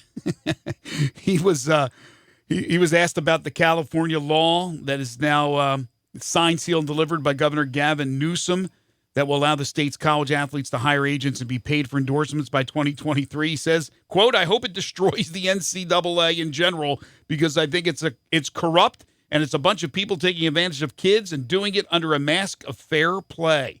Even the things they're suspending these kids for are ridiculous. You are suspending kids for YouTube channels and they're saying, oh, it's because other kids can't do it." Richard Sherman, tell us how you really feel. Somebody asked on comment on YouTube, asked about the line for the Tigers game this week. The Tigers are a 16.5-point favorite at Louisiana Monroe. That's where it stands currently. How about this little statistical thing from the NFL? Christian McCaffrey had caught 10 passes on Sunday. This is McCaffrey's third year. Is that right? Third, I believe. It's the sixth time he has caught 10 or more passes in a game. That is tied for the most in NFL history by a running back in a career. Wow. He's done it in two years in 4 games. Larry Centers and LaDainian Tomlinson both did it 6 times in their career. Christian McCaffrey has already done it 6 times in his career. It's crazy. He is such a weapon for him. And he's like the entire offense right now. Like it is. I don't know that he can last this. I have him on my fantasy team. He's been very helpful to me. I just don't. I think he's going to get so beat up. I mean, they're giving him the ball like 25 times every single game between rushes and catches. Like he is their entire offense, and he's not a real big dude to begin with. Time now for one final thing. Before Greg and Eli get out of here for the day, they each have one final thing they think you should know to make it through the rest of your day. So here are Greg and Eli with one final thing. Well, if you thought Vontaze Burfict's suspension of 12 games was rash, the Korean Tour has suspended current money leader Bio Kim for 3 years. 3 years after he made an obscene gesture to fans during the final round of a tournament this past weekend. Playing in South Korea, Kim reacted angrily after a cell phone camera went off during his downswing. His drive ended up going about 100 yards, according to the Korea Herald. After the poor shot, Kim turned to the crowd, flipped off fans, and slammed his driver into the ground. The incident was captured on live TV in Korea. On Monday, the Korean Professional Golfers Association, which operates the Korean Tour, voted unanimously to suspend Kim for the next 3 years. Rough stuff over there. You don't mess around. 3 years. So this is speaking of statistics from the NFL. This is interesting from Mike Florio, Pro Football Talk. The former Ole Miss receivers, DK Metcalf and A.J. Brown. The statistics so far this year for DK Metcalf, 10 catches, 223 yards, 1 touchdown. For A.J. Brown, 10 catches, 223 yards, 2 touchdowns. The exact they were real similar in college. Exact same number of catches and yards for those two guys through the first 4 games of their careers. Jeez. If Dawson Knox had 10 catches for 223, Dawson Knox makes me so angry. Well, he doesn't. Phil Longo makes me angry. If he would have 10 for 223, that would be a little creepy. And if he would have gotten anything in the first 2 games, he could be there. Ole Miss was 1-7 in the SEC with Dawson Knox, DK Metcalf, and A.J. Brown on the same team. And not a bad little quarterback in Jordan Ta'amu. Yeah, that's a whole different story. But that's a little weird that they would have the exact same number of catches and yards through 4 games. Media Day at the University of Kentucky, John Calipari opens up with his thoughts by saying he was traveling yesterday and hasn't studied California's new image or name, image, likeness law. So he doesn't know enough yet to have an opinion. So I'm not really going to say anything about it. Hard to believe that John Calipari, there's a subject that he does not have an opinion on yet. Well, he's got to investigate more of how he can make money off of it. Then he will speak out. Then he will tell you whether he likes it or not. If he has the ability to make money off of it, he loves it. If he doesn't do him any good. What's in it for me, for goodness sakes? Our thanks to Connor O'Gara, Houston Nutt, Steve Macy, and Don Wade for joining us on the program today. Tomorrow, Jerry Palm from CBS Sports, Sigmund Bloom will answer all your fantasy football questions. Cody Toppert's going to join us, Memphis Tigers assistant coach. We'll talk about practice so far and Memphis Madness Thursday night. We'll have dinner and a movie as well, and some other surprises possibly on tap for tomorrow. Join us starting at 10 o'clock. But stay tuned right now for Johnny Radio's Happy Hour. For Austin Eldridge and Eli Savoie, I'm Greg Gaston. Have a great Tuesday, everybody. All the whiskey in Lynchburg, Tennessee just couldn't hit the